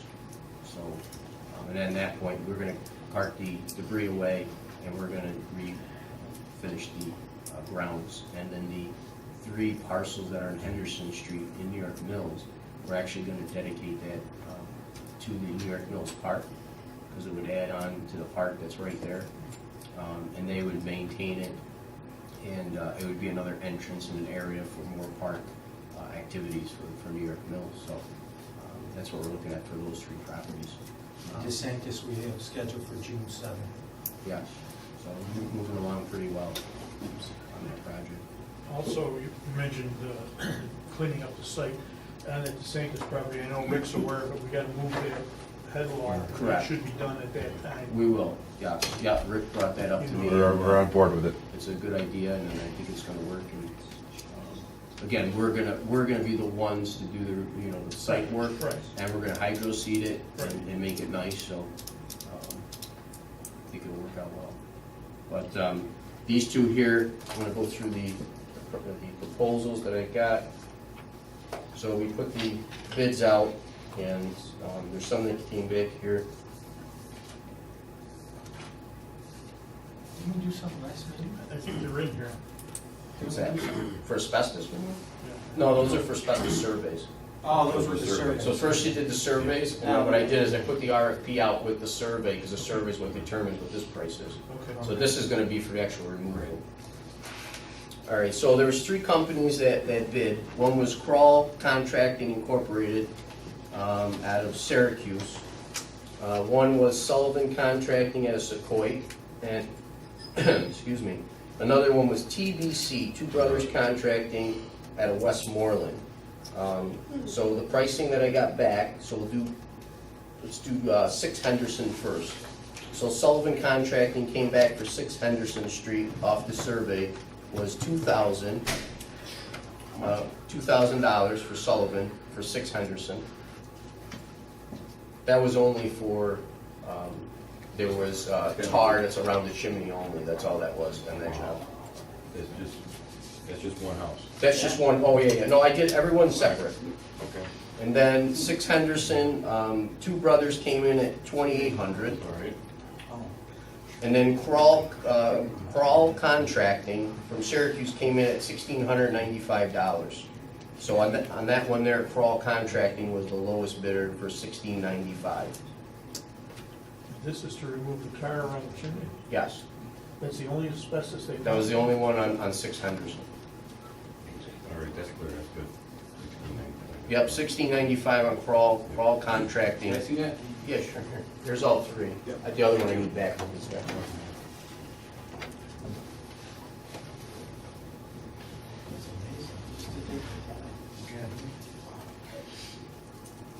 When they get out of their car, it costs $500. Wait till you get the monitoring bill. Yeah.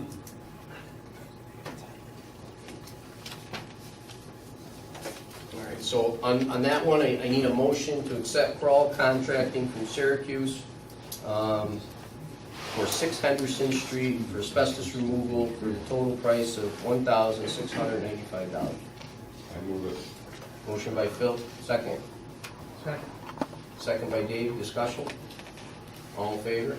Aye. Okay, I'm gonna call them, and after our closing, I'm gonna set that up for maybe next week. Okay. All right, next one was 10 Henderson. I got Sullivan Contracting, came in at 21,000.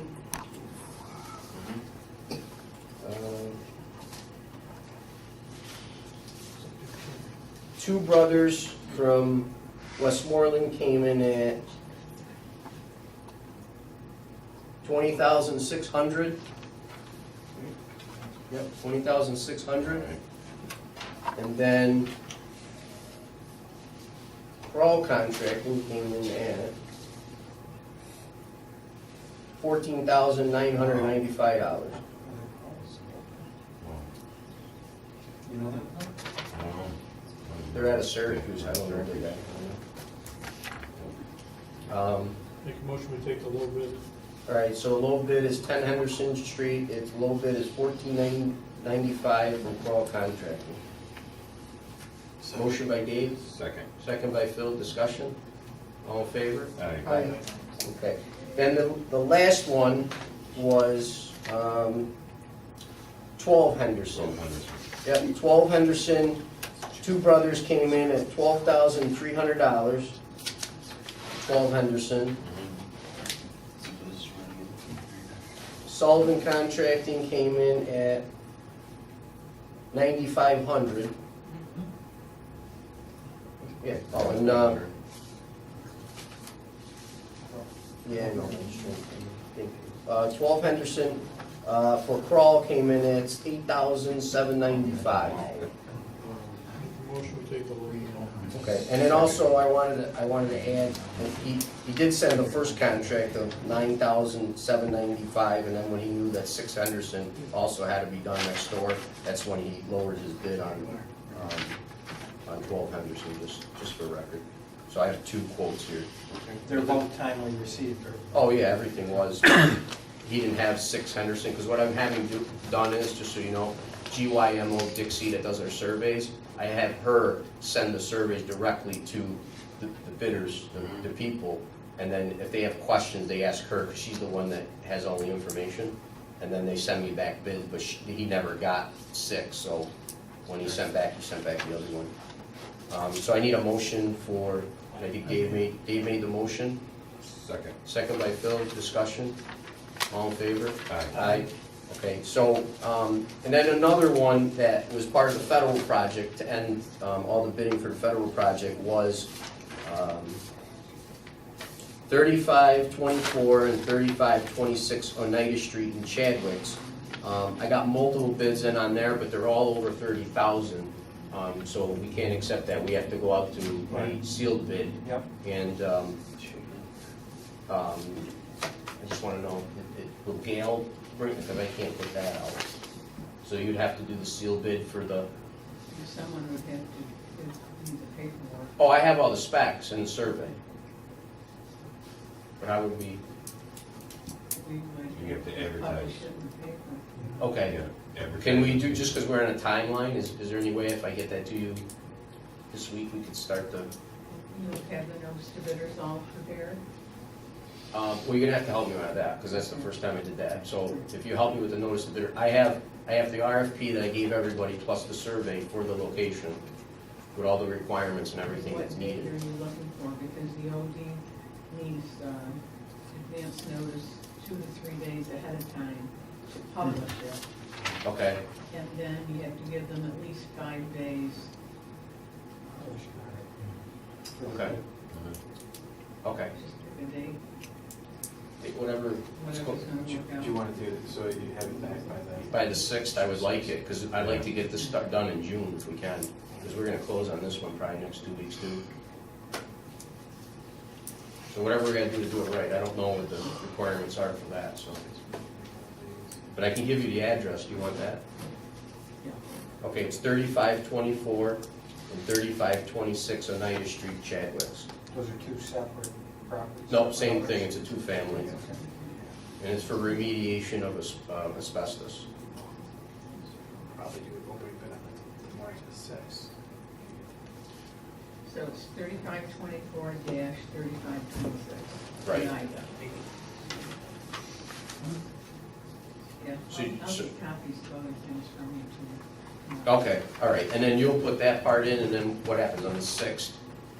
We stop the bidding and they have to submit it by the 6th, so we can, They can, we usually, what used to happen was, they would bid on, receive it like a cutoff at 10:45, and then the bids would be opened at 11.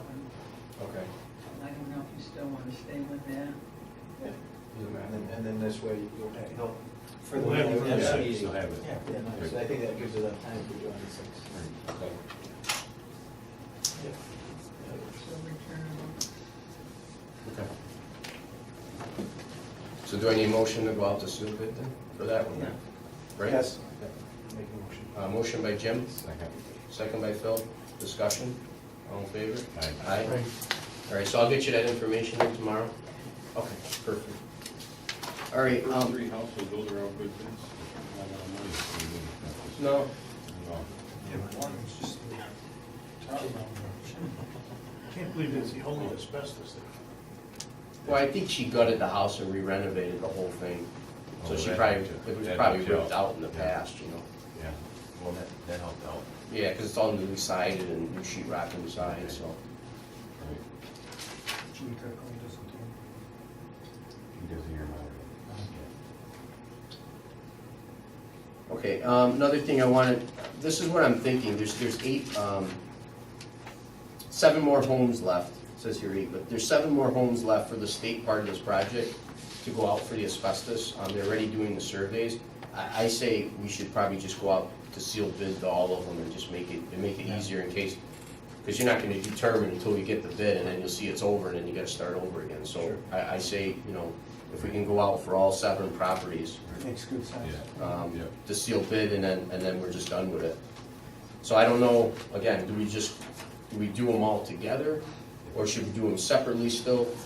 All together. All, Can you do that? I mean, we could tell them to bid it all in one package, and then we You're gonna have to pick put a which one's package out. cheaper, or no, you can't do that. No, but each one's. You're gonna have to put a package out. Yeah, but each It's one's gotta be gonna be done different. Yeah, each one, It's gotta be done separate. yeah, I mean, you're gonna ask for 7 different prices. yeah, well, we have to do it for FEMA, we can't do it together. You want them as separate. They want them all separate. Yeah. Yeah, because they allocate for each project, so it's gotta be done separate. Okay, so I guess do we have to have 7 different articles, and then keep all the articles and all the, because they reimburse us for all that. I know, listen, I know, it's been a big job, so.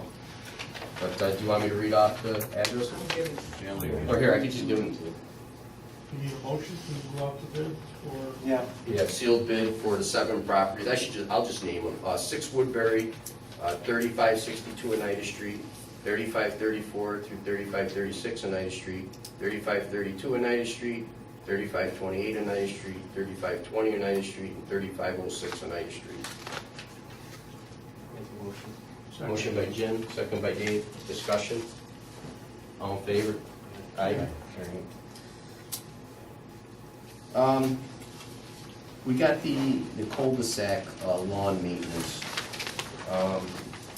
So I had 2 options for that, is one, we get a part-time guy in parks, and we do that in-house, or do you guys wanna go out to bid and get a price and just have it done privately, that they do the cul-de-sacs, you know, on a regular basis and get them done? Where are these? These are all the cul-de-sacs in the, There's a lot of them. yeah, there's, here they are, Jim. If we, Here, if you want to pass that around. So those are all the locations of all the cul-de-sacs in New Hartford that have to be, the lawn has to be mowed. if we hire a part-timer, then he's gonna be using our equipment, our trailer, our truck. Which we have it. Right. But it's also being used. No, it'll be at the parks, they wouldn't need it, because the lawnmowers are at the parks anyway, so they wouldn't need the truck and trailer. We have an extra truck just a 2-wheel drive that would run around and do that. The problem is you need somebody dedicated, because when they're not done, there's so many complaints that it's wasting more manpower hours handling the complaints than it does to get it done. And, you know, You got the personnel to do it? You have to hire well, if we hire somebody part-time just for that, and that's all they do, then it's gonna get done. But if we don't, and we rely on different departments or different people, and they got other jobs they're doing, it's tough to get that. But it doesn't affect our workforce using that equipment. No. If you hire somebody for seasonal help. Well, that's what I want, just a part-time seasonal help. I was thinking like, you know, because they gotta drive the truck or the trailer, back the trailer up and use the trailer correctly. You know, I was thinking maybe like a $15 an hour job just because it's part-time. Right. But we dedicate them just to cul-de-sac and not use for anything else, and then we know that they're getting done, you know, on a weekly basis, that they're moving along. That's gotta take how many days to That's right. do all When that? he gets the last one done, he has to go back to the You gotta first go one. back to the. But that'll be first one, just his job. No, I Problem is, understand. using the parks guy, when they're doing the park lawns and doing other stuff, Right. they're going out to do this, then they're off of that, and there's just not enough time to do it, because you see how many cul-de-sacs there are. Right, very few. So that would start now through the end of October, or? Yeah, until the end, whenever grass season's done, and we would just have them just do lawns, that's it, just cul-de-sacs, that's all you're gonna do. Weekly, just go and get them, because, you know, we've got already 20 complaints themselves, so. And Rick took over retention ponds, so, I mean, he's doing the retention ponds. So he's busy. Yeah. How do you guys feel about that? That's fine. Or we sub it, I mean, I don't know, I mean, Yeah, the last that's- long quotes we got, I Yeah. mean, you could've bought another one. I think if you could probably manage it better if you hire somebody and. Well, I put them on the parks team, and then we would just run them out of parks, you know, because we have the equipment there to do them. Make sure he's accountable, you know, reporting how many he's done on a daily basis. and- Oh, 100%, yeah, no, I, definitely. Wait, how, what is it scheduled for? Yeah. Yeah, well, Yeah. Yeah, no, he'll report directly So to you me, want a because I'm the one motion getting to the go- complaints, so they'll be done. You want a motion to hire a part-time person? Yeah, for cul-de-sac lawn mowing. I'll move it. Motion by Rich, Second. second by Phil, discussion. All in favor? I- Aye. As long as we're talking about cul-de-sacs, the next time a developer comes in and wants to put a cul-de-sac in, you gotta do something else, because that's ridiculous. No, listen, I know, but we're stuck with them now. I understand that, but I'm just saying, I brought it up before, when a developer comes in, then it's great for the developer, but Right. it's a pain in the neck for the town. Right. Not only mowing, but plowing and everything else. Right. Well, we don't necessarily take them. Sometimes the developer retains them. Well, let's change that to all the time. Yeah. Well, that's what we've been doing. I don't think we've been taking them, right, Rick? Yeah, these are old ones, I mean, this is in Southwood and. I understand that, but I'm bringing it up again. Yeah, no, I agree, no, I don't want them, I don't want any of them. Because there's a lot of time running here. So, and then for a rate, yeah, I mean, is that okay? Yeah. Do we have to make a motion for the rate separately? Yeah. Okay with No. you guys? Appointment at, whatever you make. Rich, that all right with you? What do you think, Greg? I have a suggestion. Sure. Ask the people who you already have that are part-time, that are already working for parks. See if one of those guys, because of the hourly rate difference, give it to one that's already working and just hire another guy to replace him. Yeah, that's fine, as long as they can, you know, move the trailer around and back it up. Because I think you got a couple good qualified guys right now Okay. that would, I think that would be a slap in the face if you hired another guy for 15 and they're only getting 10.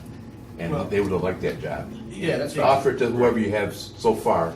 Okay. And if there's nobody, then there's nobody. Right. But you might get a yes, and then just hire another part-timer to replace him And maybe a recommendation from, from one of Whoever. your foremans there. as to who's best qualified to handle that equipment. All right.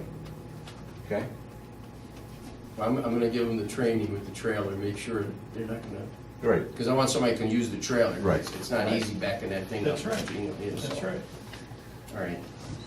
So I'll do that then. I'll see if anybody is willing to do it. And Yeah. Sounds like a plan. Good idea, Rick. Good idea. Good idea. Good idea. Yeah, and then if I need somebody else, then we'll Any hire other somebody. good ideas? No, it's a great idea. That's a good idea. You can move your chair up another. We have room for you. So, but, all right, so I'll get somebody on that, and then we'll go from there. Good. Thanks. All right. All right, I got a meeting with a teacher from U School, Mrs. Greer, tomorrow, for the Parks Department. We're looking to put recycling cans next to the garbage cans that are currently there. And I just want approval to go ahead if we can do that. Niagara County Solid Waste has them, and they'll give us the cans with the stickers on it and stuff for that. So,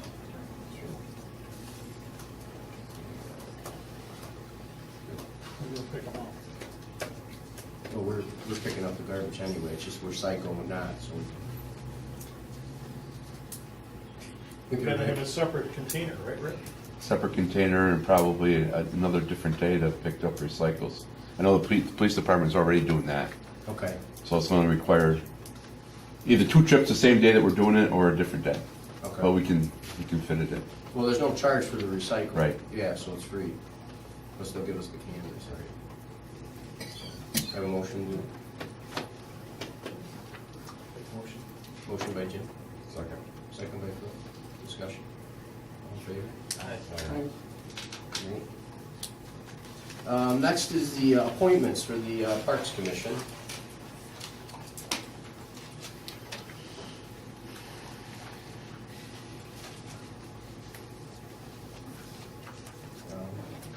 We went through all the resumes, they're up in the office. There's 7 people here. We looked through. I spoke to everybody, explained, what the requirements were, what we expect of them, what they can expect. These were the 7 highly interested people that really wanted to still do it. How many did we get altogether? There was 25 total. 6 were people that weren't residents of New Hartford. 3 or 4 dropped out because time, they were interested. They just didn't have enough time at nights to go to meetings. They didn't know they had to go to meetings, things like that. And then the rest, 7 plus there was another 7 people over there. So. And they were all in the folder upstairs. Parks Commission folder. I know Jim had some suggestions we spoke about, and they're in there.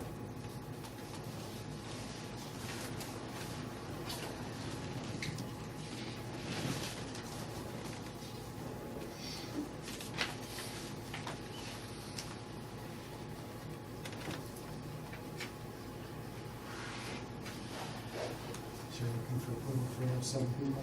Well, I want to go through them. I mean, they're up in the office. I mean, I don't know if anybody called. I know Jim did. I know he spoke to some people on it and things.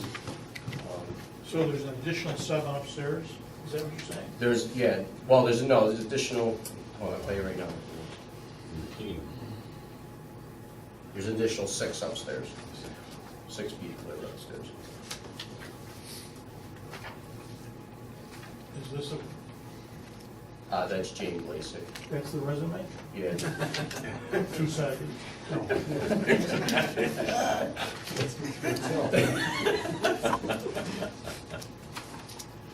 Are we doing this alphabetically? She's probably the best program coordinator you'll ever meet.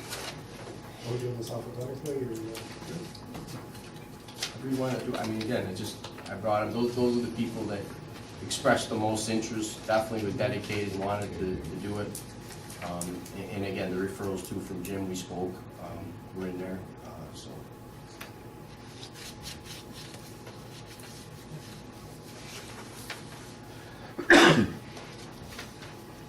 Yeah, there's a lot of, I don't seem like a lot of interested people come out of the first one. Oh, I mean, so I feel that, several calls. There's 2 recommendations from you in there, Jim, so.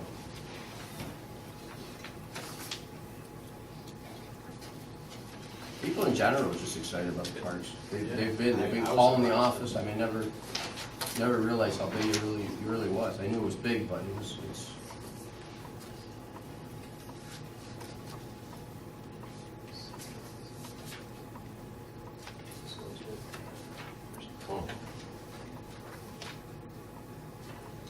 pickleball being the biggest. Yeah, it's I never see surprising. such a, I mean, they're diehards.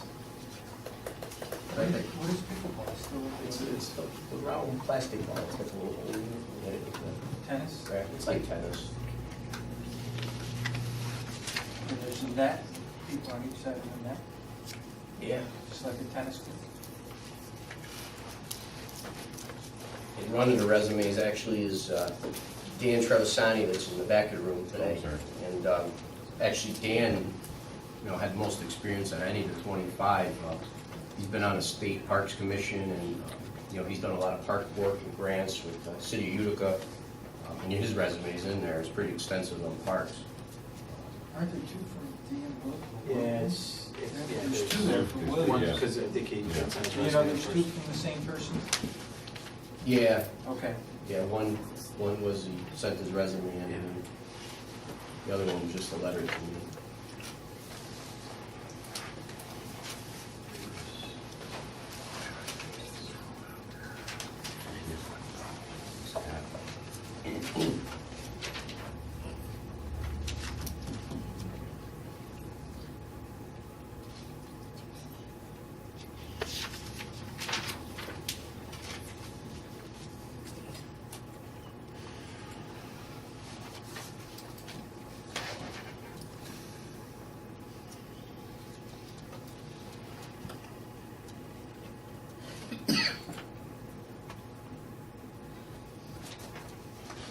So you have these are the 7.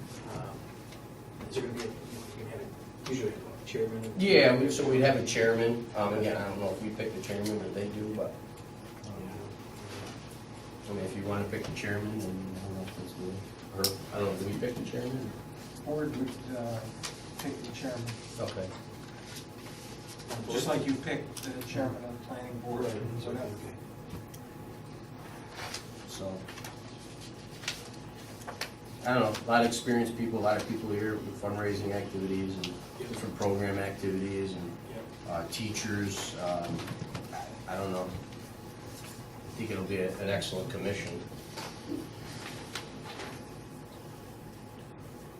I myself, maybe 15, 20 years ago, did some work for Mr. Trevisani down at Utica Proctor Parks. He was doing all the creeks and the ponds and rebuilding stone walls. And he had hired me to do some work on the weekends there. So I could tell you that he was very involved with Proctor Parks. Actually, if you guys don't mind, maybe have him talk a little bit, because he's got a lot of experience, with commissions before. Would you like to? You don't have to. He's putting you on the spot. Well, I mean, just to add, and I mean. Here, come on up here, so you Well, Dan Trevisani, retired fire marshal for the city of Utica. Did a little work for Proctor Park, did one of the most extensive renovations in the city's history. We created a venue for people to donate money, is what we did, and it worked. People were donating their homes to us. You know what I mean? It was so extensive, and people just loved it. It's a place where they played with their children. You know what I mean? So they felt like part of it. Just went to Sherbrooke Park. See my kids play baseball while you guys were having your meeting. There was a little talk in the park already. Hey, we heard about the Parks Commission. I says, yeah, I am. Your wife was there, actually. Heard about the Parks Commission, yeah. Guess what? I had people right there, lining up, right there. If you get involved, and if you want to do anything in this park, come let us know. I mean, already, you guys didn't even vote on it yet. And I think I have people lined up willing to help, either with monetary donations, maybe some equipment, maybe manpower. I mean, 5 minutes. So there is some, parks is great for a community. People love their parks. They're really attached to it because of their childhood. Their kids went there, their grandkids are now going there. And I say you guys have a perfect opportunity with what Mr. Michoni's doing right now in the park system, a perfect opportunity to generate some really big interest and do something great with the park systems in New Hartford. That's it, but I would definitely love to get involved. I remember when we were working down at Proctor Park, there were some bathrooms down there that were in need of a lot of work. Yeah. And Mr. Trevisani had gotten them, working. He did a real good job on them. They were stone built. Real good job. Nice. I mean, I know a couple people on applied, but for, you know, a commissioner, I think, I mean, I found Mr. Travisani's, you know, even political career and so forth. I know he's very ambitious. I know he's not one that's going to sit back on this. I know that it's something parks are near and dear to you. And you need somebody at that level. I would recommend him to be the commissioner to lead this. I think that's what we need is that energy, that vision, that focus.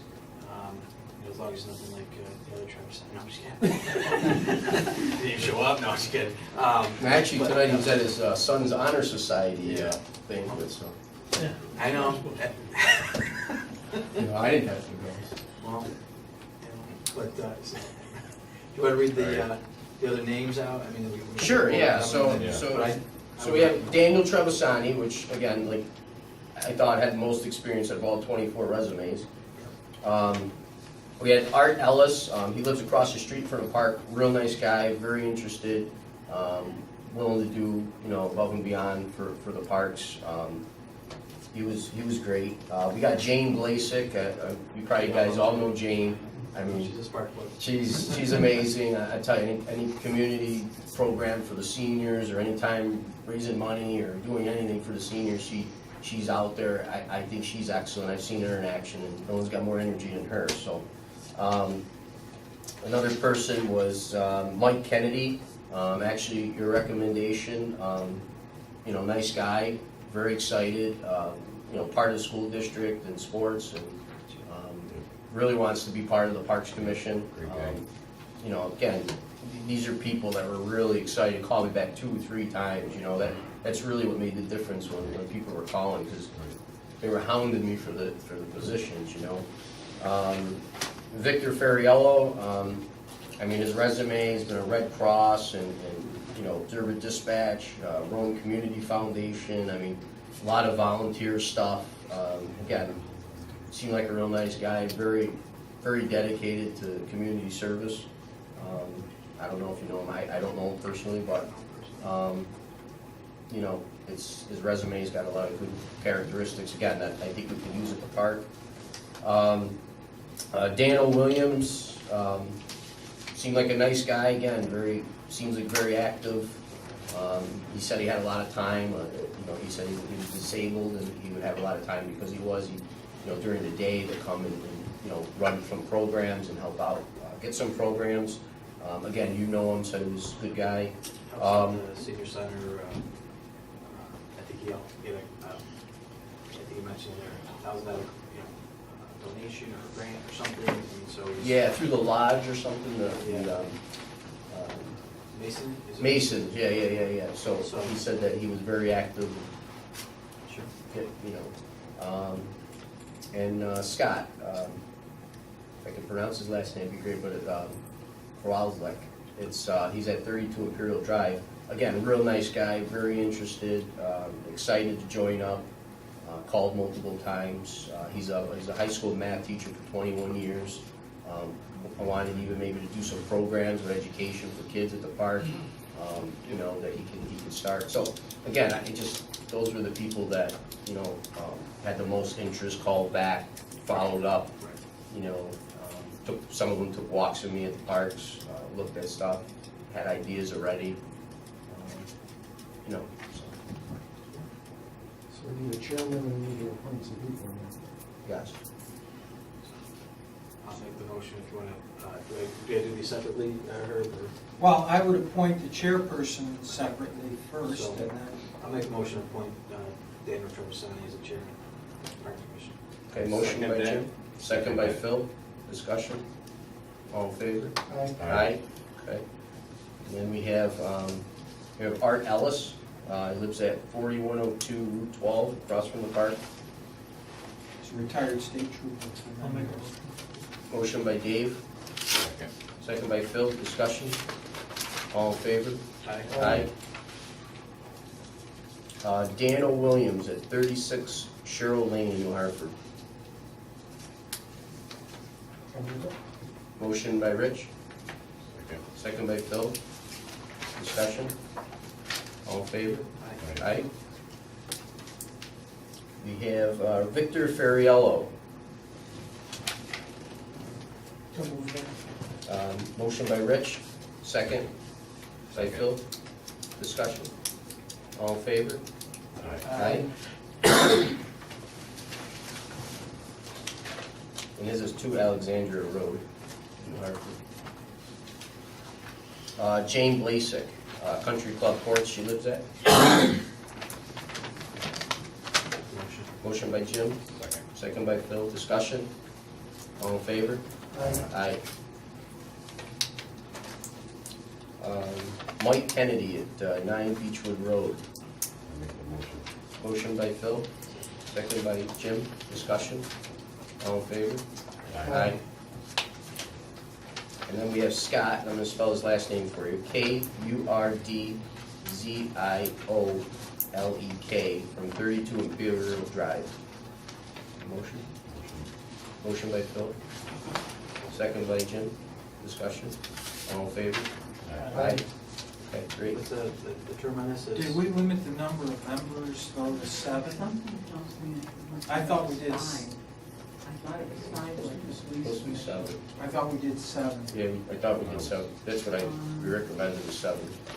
We're gonna stagger the terms, or? Commission, if established, consists of at least 5 and not more than 7 persons. That's what the law is. So we got 7. And then you want to do 2-year terms? So we have a little change in there too, in case, you know, it doesn't. Because there's a lot of interest. Yeah. Huh?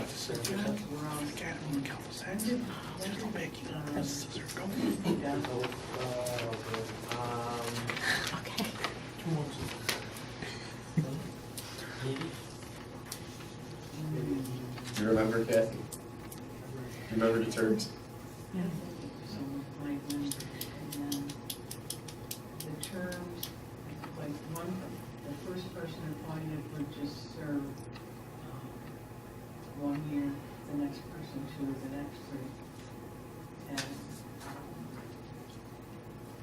so that you would have someone coming off. Every year. Right.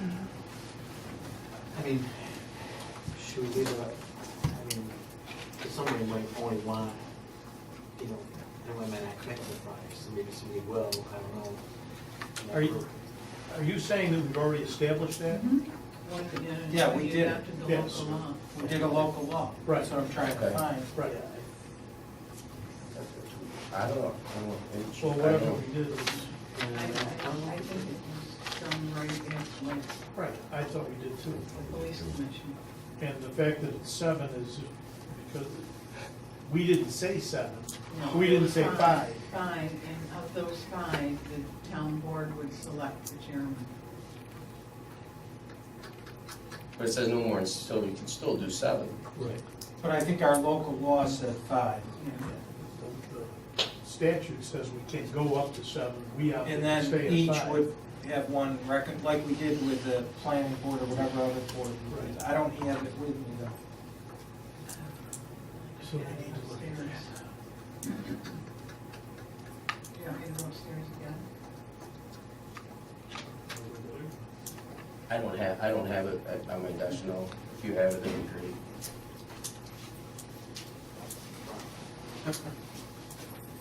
The only thing I came up with was a list of stuff that I had. So I had 7 on mine, but I could be I right. remember the discussion, I thought it was somebody.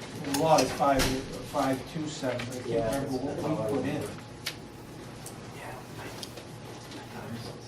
That's what I thought was 7 too.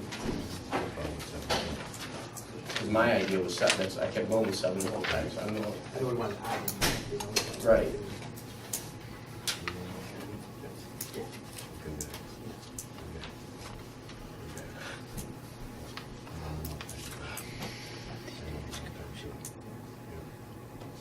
And if we want, if it's 5, we want to do 7, we'll do it.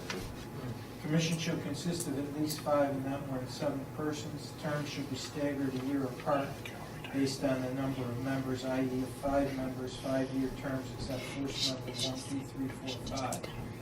Members serve without pay. Commission shall have power to equip, operate, maintain. This is the memo I gave to you with the statute, but I don't have the actual. But if it says 5, no more than 7. Yeah, but what did we do? The question is what we did, we'd have to amend it if it's limited to 5.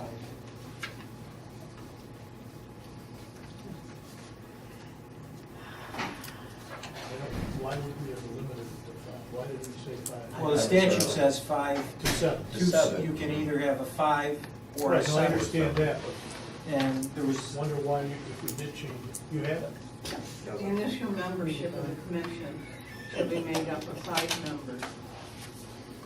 Member 1 shall be appointed for 1 year. The second one for 2.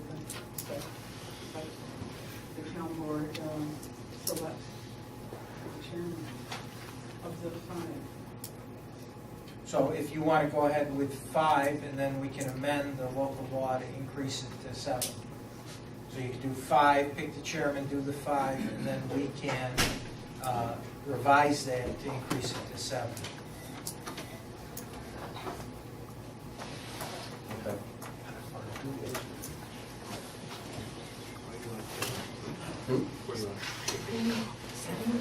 No, I don't care. I think the more the better. It's free service for the town, really. Yeah, I don't want to take away anyway, so I'd like to move 7 if we could. Then you gotta do what's just what we said. First with the chairman being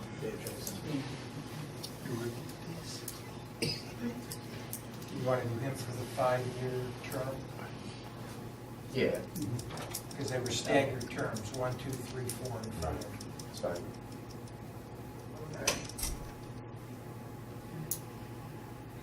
So how do we keep the 7 then? We have to amend what we did? Well, you We'll have to do a local law amending that local law. can only do 5 right now. Okay. And then you can do 2 at the next, Okay. present the local law at the next meeting.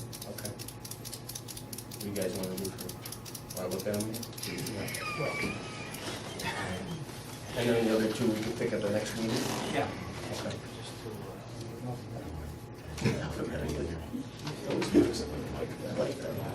I mean, when they're good.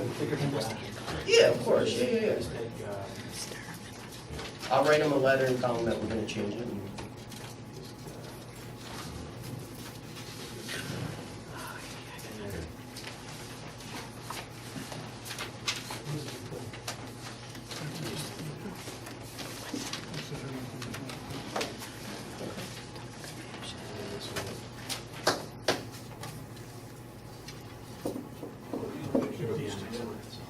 Yeah, no, that's fine. I just take 7, like I said, those are the 7 bucks. No, it's got to be what terms are we going to do for the others? I think that was established. Yeah, she established that, but then we got 2 more, so that's that change it. Alright, so. We're addressing. How does that work?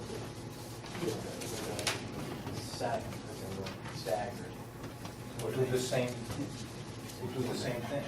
The 6th one.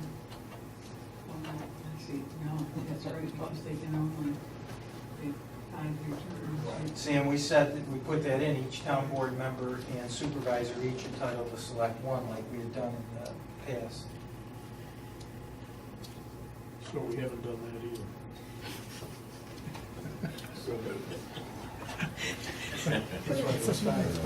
either. Any other ideas? We slipped up a little bit on this one. Definitely. But it was all in good intentions, though. I mean, we're working hard at it. I mean, it's not like we're trying, So, I mean, looking at that, like 6 and 7, person just being in the same cycle. Well, And if you decide, you have to decide that when you introduce a new local law, because it would have to be subject to a public hearing before you could adopt it. yeah, there's that issue, and then there's the issue that we passed an ordinance that said each district would be represented. So there's 2 issues.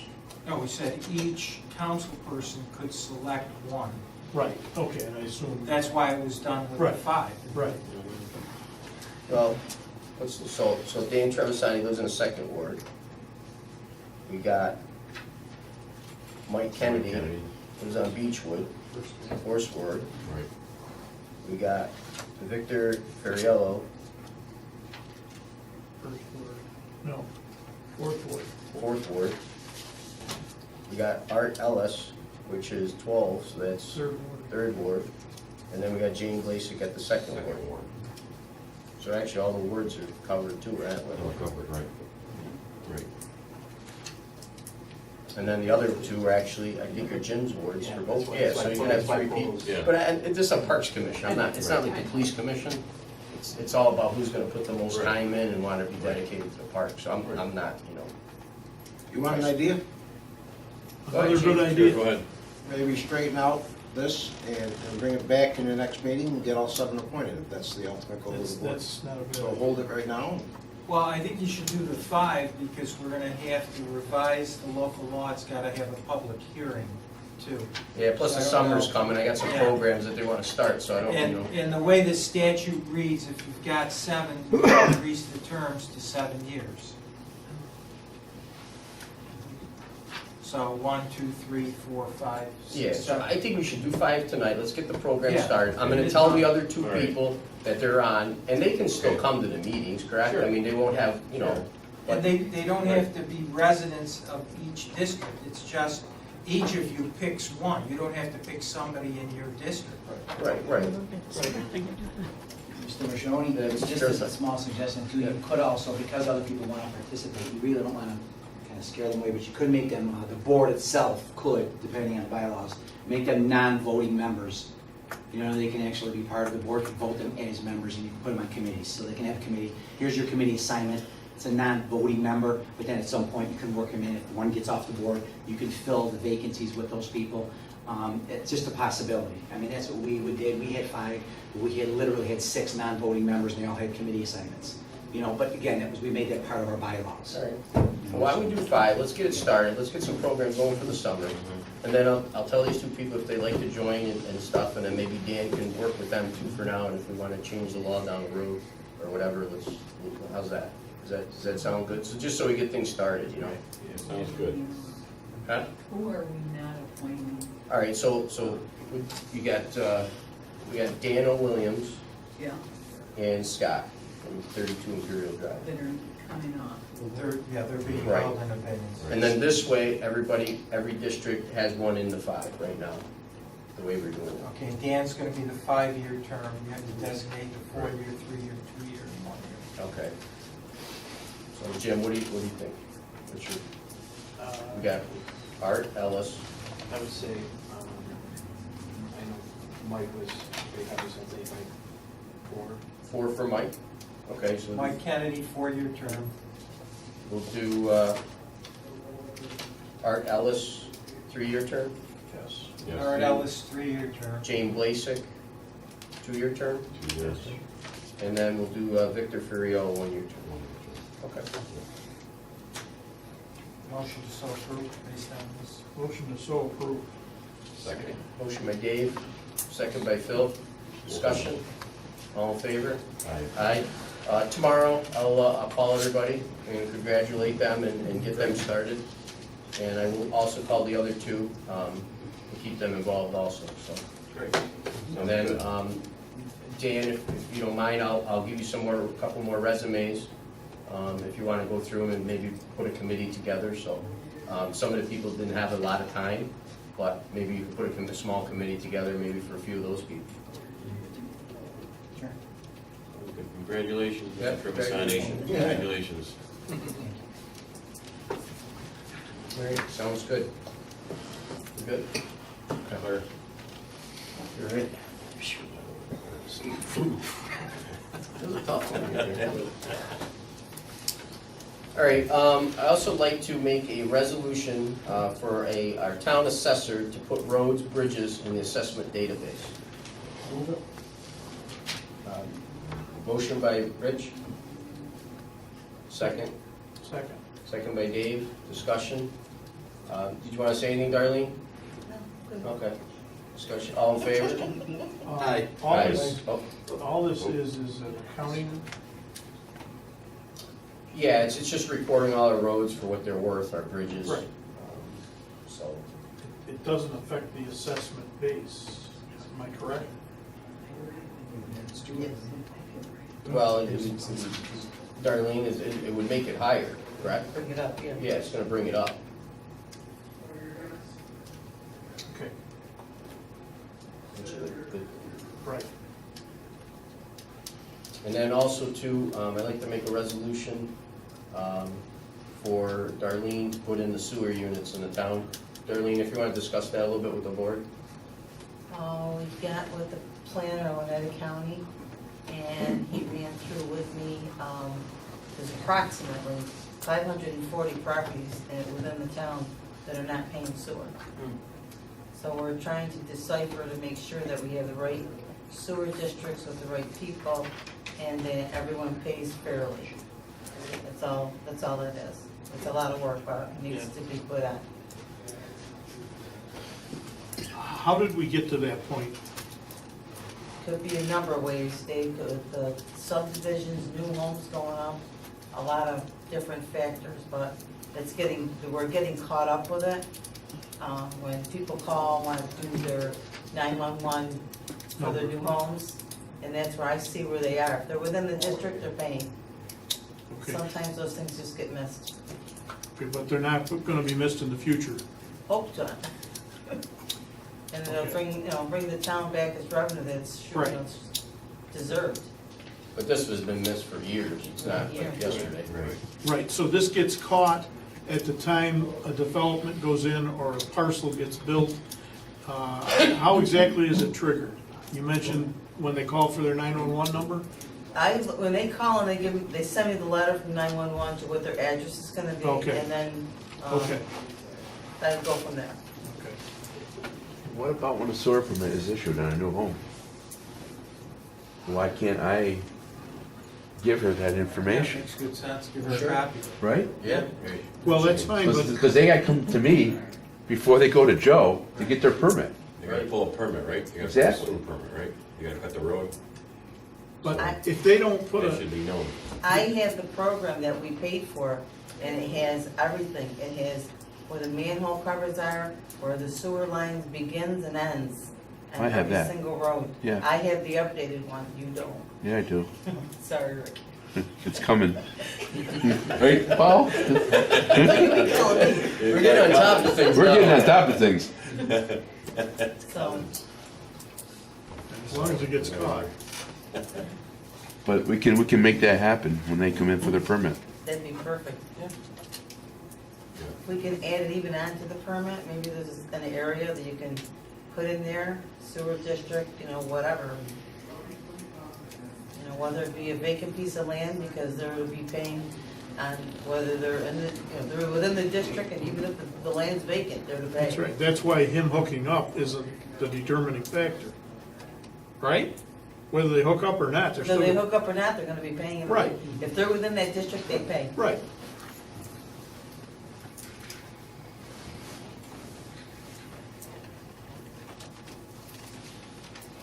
Is that a motion, Dave? Yes. Motion by Dave, Second. second by Jim. Discussion? All in favor? Aye. Aye. All right, so she's able to do that now too, okay? All right, need permission to sign the MVCC internship contract for parks. I don't know if you guys heard me, but what I did was Parks and Recs has a major at MVCC, and I spoke with the teacher there. What they want to do is have a internship program with the parks, and I came up with an idea that for their internship, it's 90 hours. What they have to do is come up with a project, budget the project, implement the project, and after the project's implemented and used, at the end of the project, they actually have to come up with a survey to see how they did and evaluate that project. And if it's a great project, we can go on and use it for years to come, for the students. And then also the students gets a to Z understanding of how parks really works, from budgetary ends to implementing projects to seeing, all the extras that come into the project. So it's pretty much like an MBA class for parks in my mind. And they're gonna be working on that, and they gave me a contract here to sign for MBCC for the internship. How many students? I'm gonna do 3 probably this summer. We have 1 right now, and she's actually starting to work on some stuff. So probably gonna do 3, because there's a lot to it. This runs for a semester. Just 90 hours during the Oh, summer. 90 hours. 90-hour internship program. It's part that they need to graduate. So the teacher, myself, the student, we thought it was best because it's real world situation, and they're actually creating a project themselves and implementing it, which most internships you're not doing that. You're just doing something that somebody has already done. So this one here, they're coming up with something, and they're actually going to come up with. I gave them some sheets and spreadsheets and things that when I did my MBA, I had some programs that you went through, and you actually put down the tools that you're going to use, the budget that you're going to need, the money, the funding, the people. They're going to do everything. Put a plan together. Exactly. And Put a plan together. yep. She's going to fill out her own timesheet for herself. So it's going to be pretty interactive, and again, it's something nice in the park that. Would this likely be an annual thing? If it works out this year, yeah, I think it'd be great. I think it'll be a good program. I'll make the motion for you to sign. Motion by Jim, Second. second by Phil. Discussion. All in favor? Aye.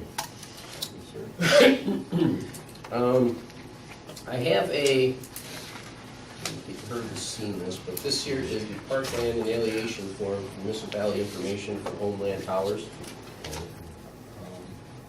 This was prepared by their council to go forward for the alienation. So we just need to make a motion to. And To have me Paul sign it. Permission. Motion. Motion by Rich, second. Second. Second by Dave. Discussion. All in favor? Aye. Okay. Seasonal appointments for parks. We have a few seasonal appointments.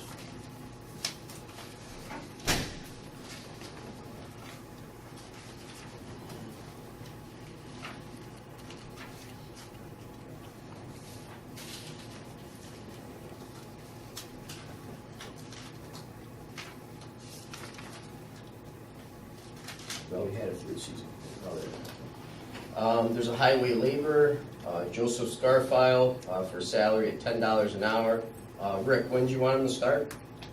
Immediately, Immediately, okay. tomorrow.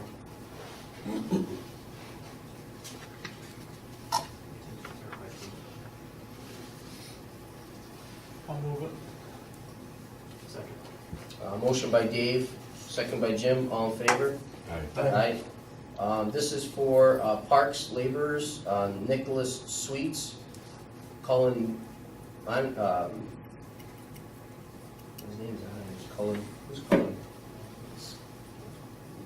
Colin, Moran? Chris's Moran? Chris's, yeah. Okay. Moran, Ryan, Mamor, and RJ Tallarico for $9.25 an hour to start immediately. And it's in the budget. So moved. Motion by Dave, Second. second by Phil. Discussion. All in favor? Aye. Aye.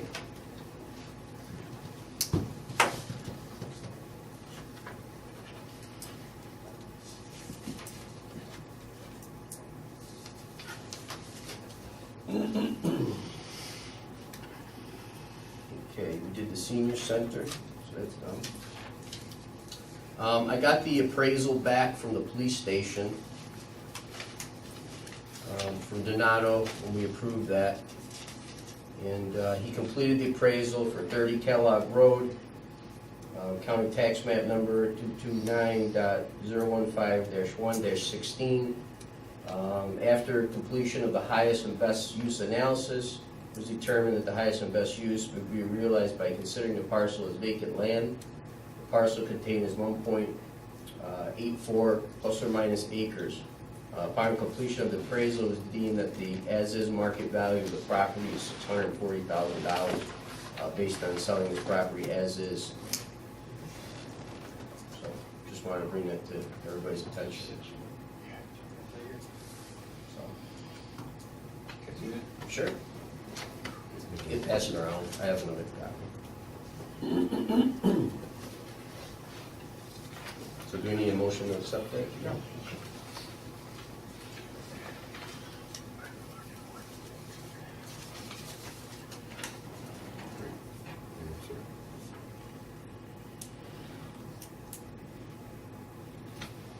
Okay, question to bring up. So I spoke with Chris Lawton at Martin LaJudas, and he wants to set up the district mapping meeting, the plan, the first meeting.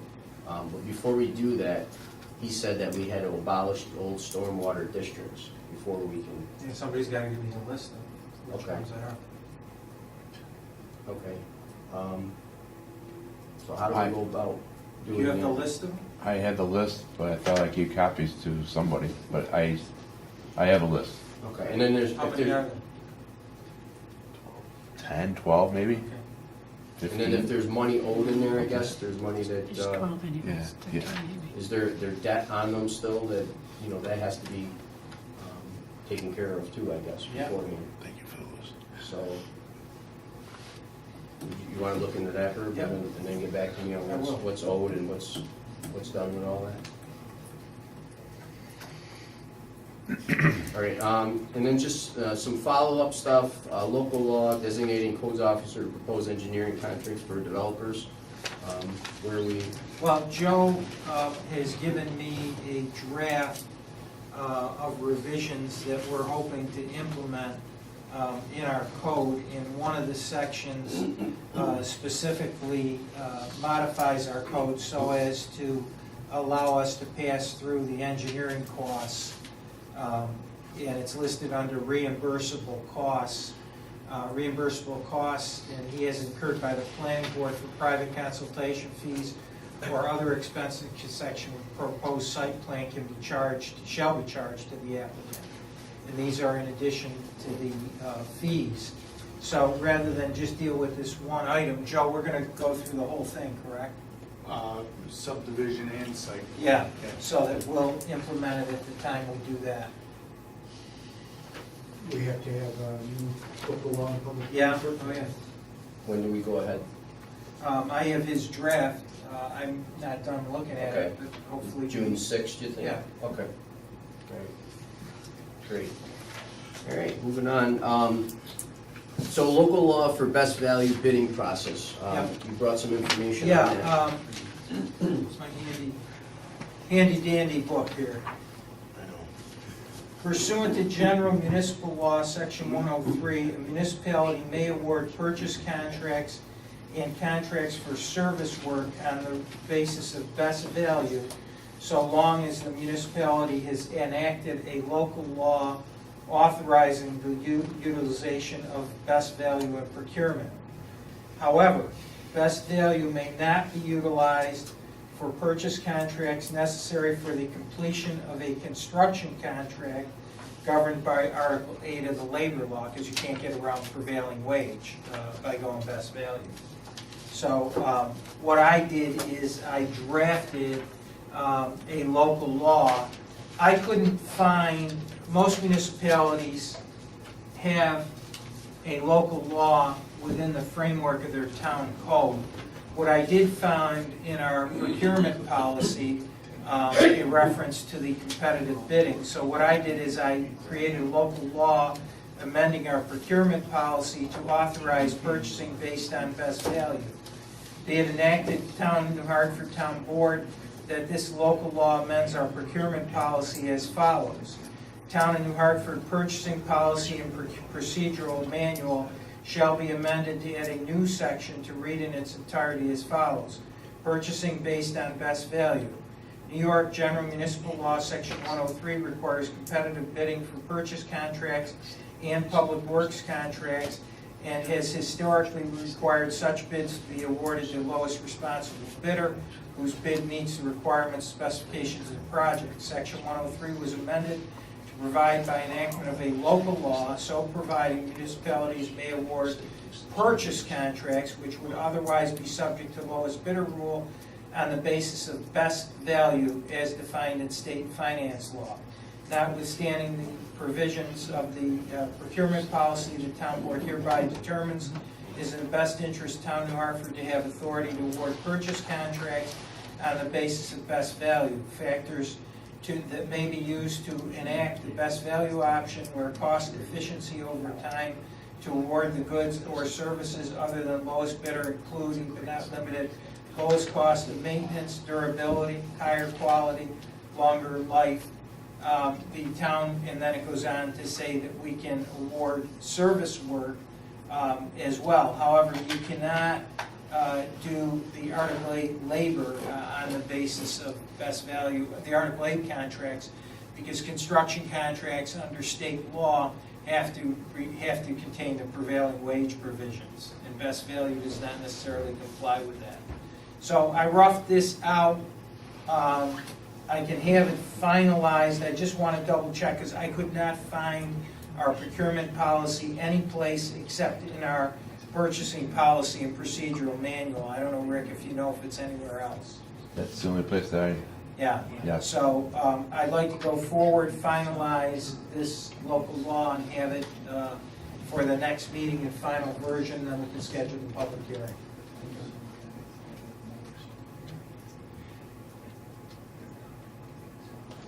And it goes on to say it excludes any purchase contracts necessary for the completion of public works contracts pursuant to labor law Article 8, which by law you can't do by best value.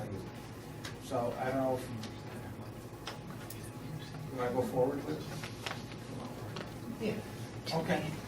It's almost completely final. I just have to double check the reference and see if there's any place else in our code that references competitive bidding and procurement.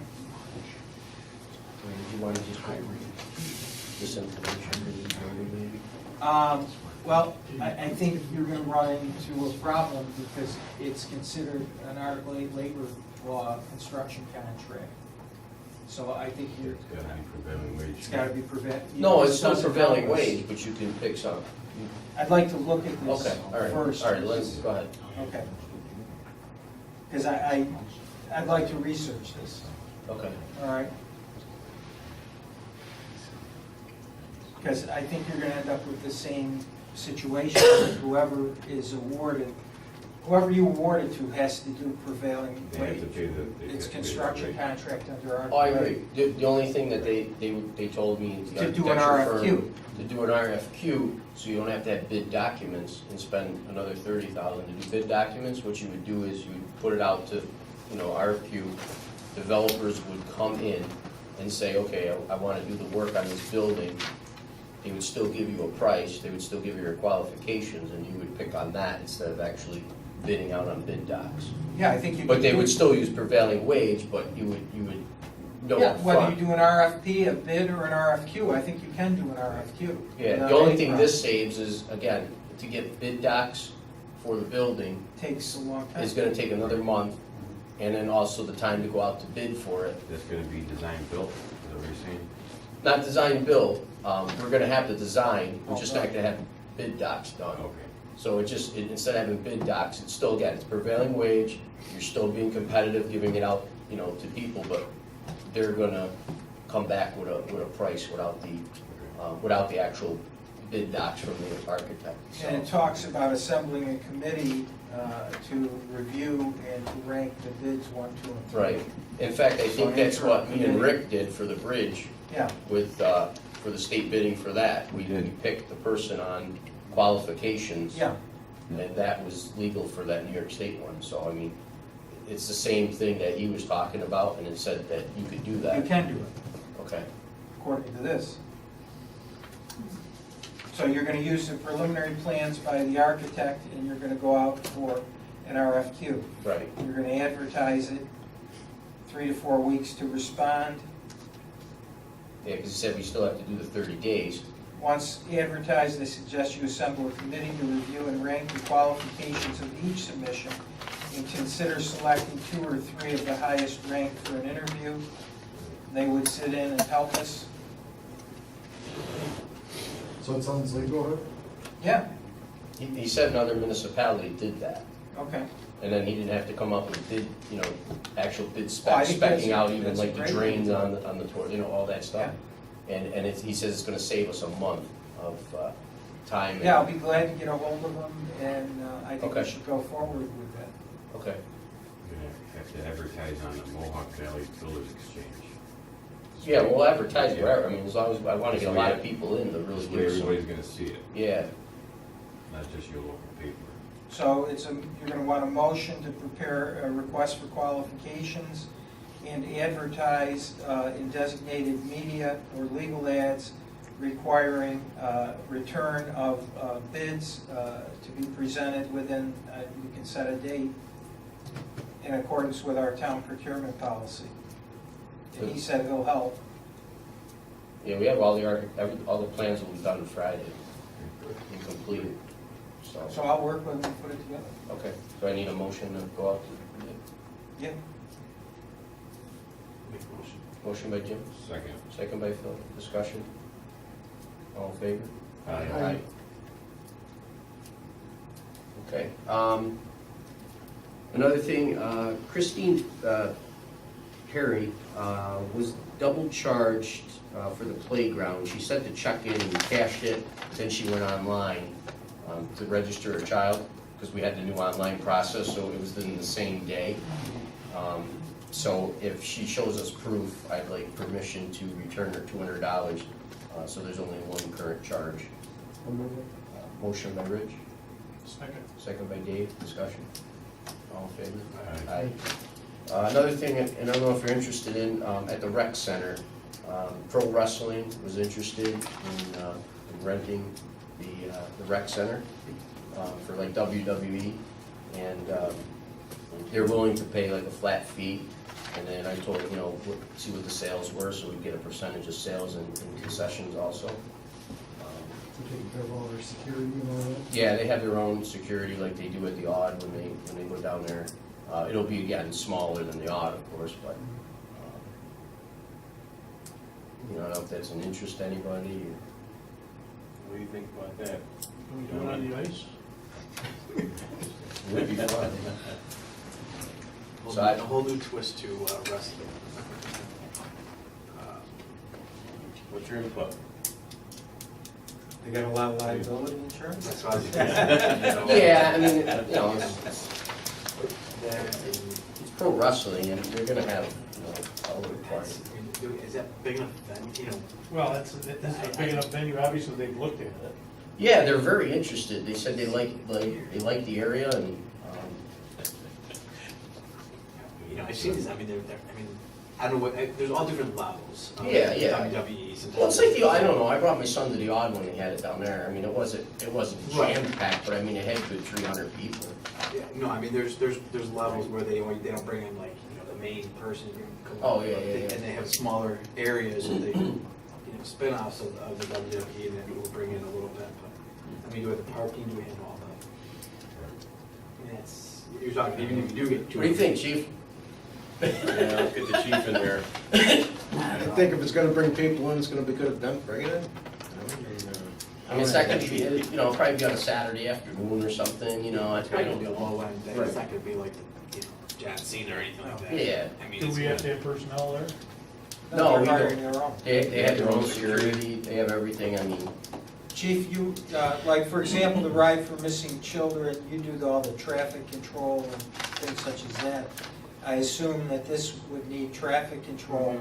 And is there a problem with, like, on the ride for missing children, I know it's jammed and the parking is. Yeah, I think there has to be some police presence there, so if this does go forward, there's gotta be some type Yeah. of, planning to put at least a couple of police officers there. Right, because their security people aren't authorized to do anything other than call you. No, exactly. Well, I mean, if they pick somebody from the rec center, we gotta deal with it in a parking lot, so we Right. might as well have our guys there. Yeah, Sure. can you put that in there?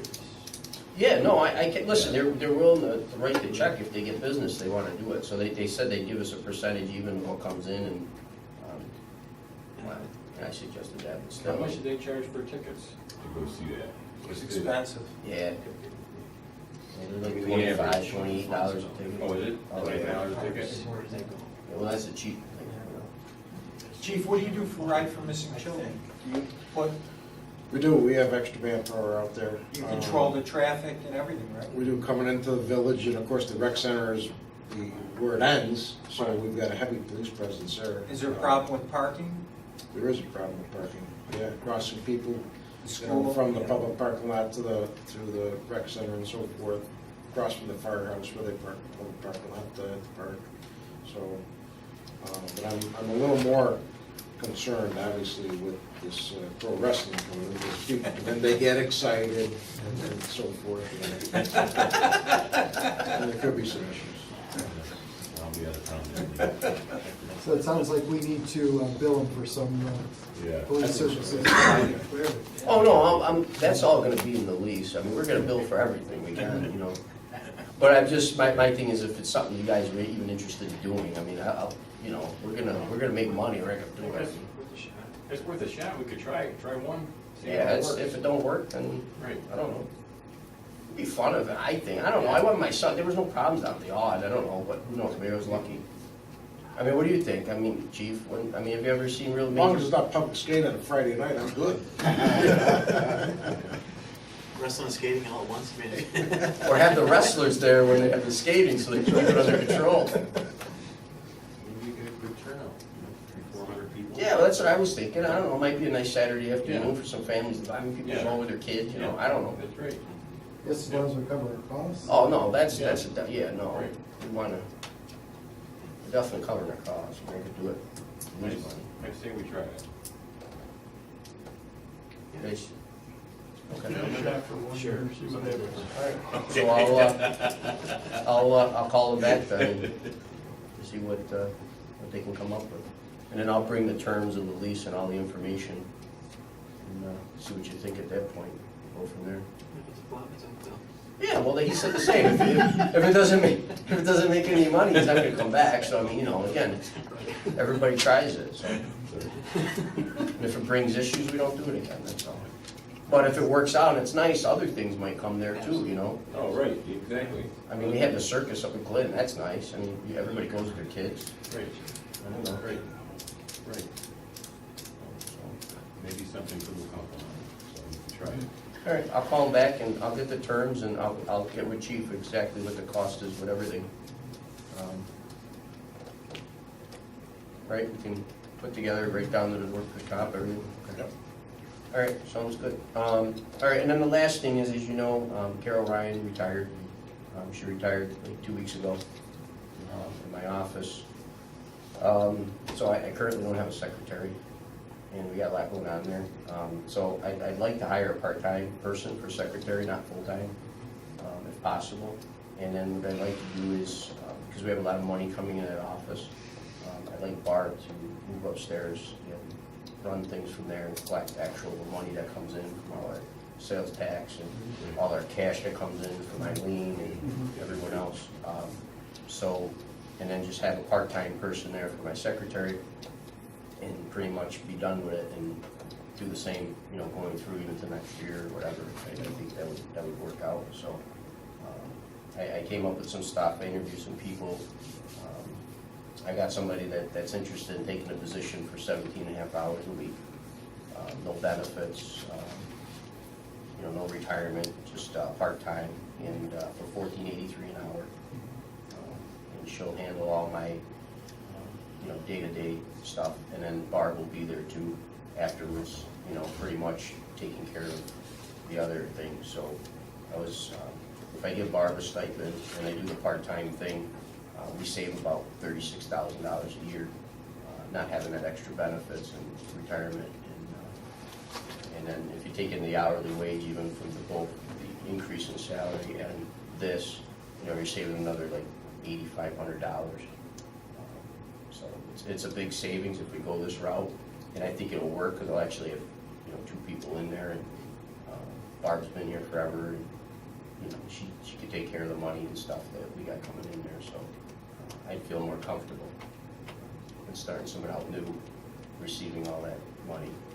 So It's exempt, right? Is it exempt for civil service position? It's civil service position, if she goes full-time. Okay, temp, you don't have to worry about We don't have to worry about it. So if she goes civil, if she wants to go full-time, if that comes down the road, that she goes full, she still has to take the test Okay. for clerk. She would have to take the test for it. Actually, no, clerk, this is non-competitive, part-time only. So she would have to take another test if she wanted to go full-time. Okay. But again, it's a cheaper way than, even if somebody came on full-time cheaper with the benefits and the retirement is actually more than, She have to take the test now, or no? no, she doesn't have to. And again, it's part-time, she might not be here forever, she might do this temporary, because, she just finished college, so, it might be something that she does for a while and goes on, maybe, and then I'll hire somebody else part-time, but I don't really want to hire a full-time person right now that I don't know yet. And, I like to try some people out and see where people are, and there. So, she's very nice, she's good customer service, which we need in that office, we gotta be nice to the customers, so. I thought it would work, and Barb's been, Barb's been great up there. I mean, really, I couldn't ask for anything more. I would have never thought she was as good as she is, but she's really helped me out huge up there. And, not only she's good online, she's doing the stuff for the internet, with me when we implemented the new parks program. She's been there through the training. Now she's got it down pat, and so she's been great. And every time I need help, she steps to the plate. When no one else wants to, she's there to help me out. So I like having her there, and like I said, I think she's good, and she knows the HR side of things, and and it's. So is this part-time person a resident of Hartford? No, they're not. I think they live in Utica. Yeah, they live in Utica, South Utica. So, her name is Victoria Runkovich. So, but again, friendly, nice. I think she'd be good. She can type very well.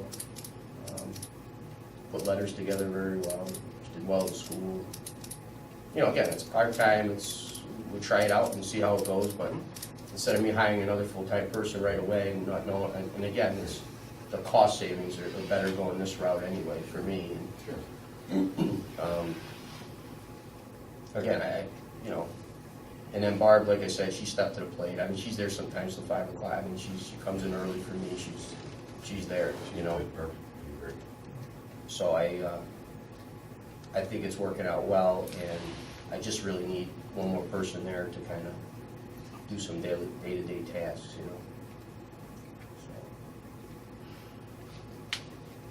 So you mentioned you're getting part of a stipend. Yeah, I'm gonna do that, and if I hire this girl, like I said, we're still in the $30,000 savings, and that's that. So you're looking for a motion to hire her? yeah, so it would be a motion to hire part-time, 17 and a half hours, as a clerk, Victoria Wankovich at $14.83 an hour, starting 5/29/18. As a clerk for supervisor's office. Motion by Rich. Second by Dave. Discussion. All in favor? Aye. And I ask for a motion to raise Barb's salary to $37.88 an hour, starting May 24th, 2018. From what? The rate now is 31.66.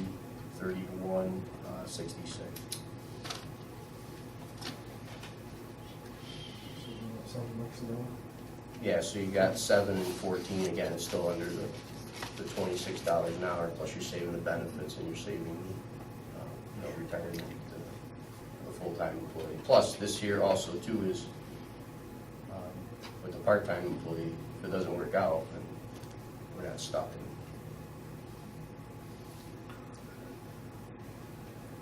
And her expanded duties are, I mean, she's been doing everything from parks to. she's still doing, She's still doing payroll and HR, but she's been staying there over. no, I mean, understand, I she's just been there- wanted to. Yeah, no, so right now, she's writing my letters for me, sending them out. Well, she's been answering the phone right now because no one's there.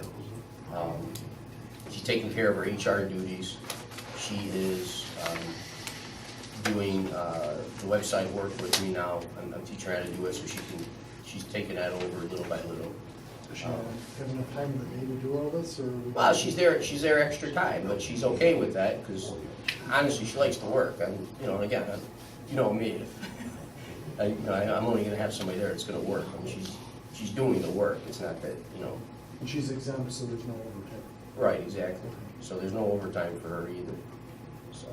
But she gets everything done, we've been getting it done. I mean, if you think about it, we took over the parks, we're getting all that done, Carol's left, we're still moving ahead.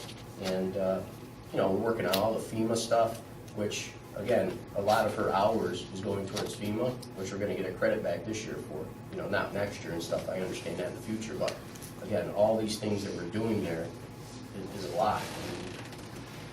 You save, again, if I hire a full-time person out with benefits, we're back to spending more money anyway, and, we're no further ahead, so. How do you feel about that? Cameron?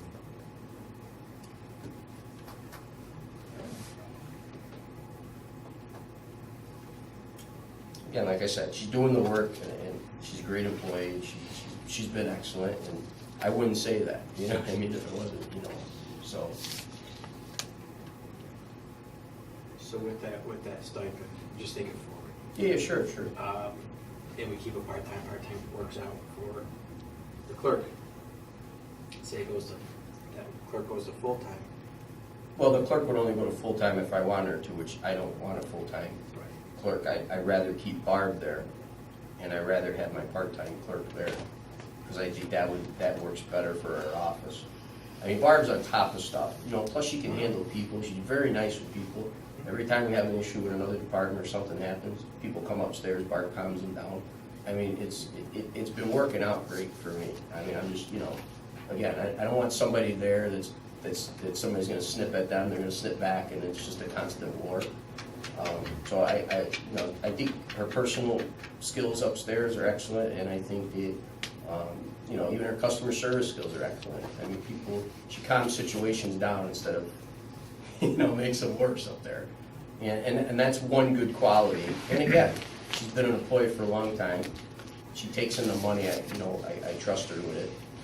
If we get a new employee that might not know how to take in the money or something might happen, then there's another issue. I don't know.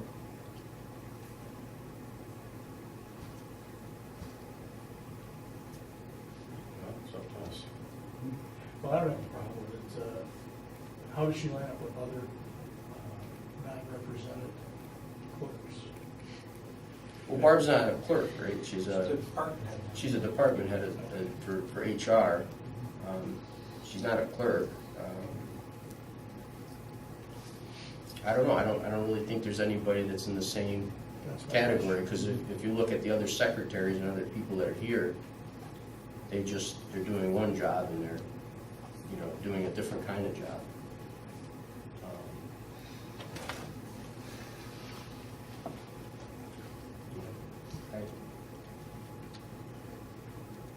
I think she's qualified, and if she's doing the work and you're overseeing it, verifying that she's doing the work it's fine. I'll tell you, I've had to call her on a number of occasions, and she couldn't be better. I mean, she's right back to you, and she's Anytime doing I a call her, wonderful, she's wonderful always job. very Really. responsive. Yeah. We've worked with her on the handbook. Oh, yeah. She's amazing. A lot of energy. Listen, I had people that worked for me before making way more than this, and let me tell you something, I don't know what to say. No energy. And even to bring it back, I don't want to say it in front of the board table, but, when I first came on, I was worried with Barb. I said I didn't know, in the beginning, I was like, it was tough, but after seeing her work, because I like people that work, because I like to work, and again, I wouldn't even be giving her a rate. I wouldn't even want her near me if she wasn't a good worker. She's just a good worker. I mean, I don't know her from the past. She's not like we hang out or anything, but she's just a good worker.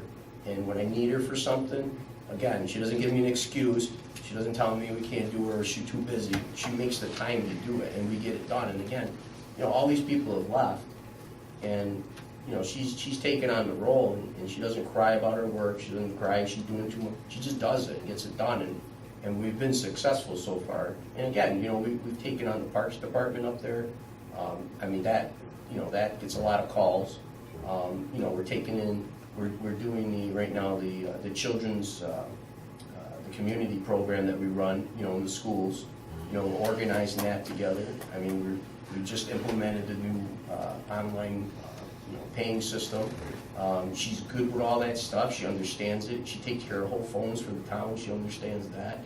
I mean, I'll move it.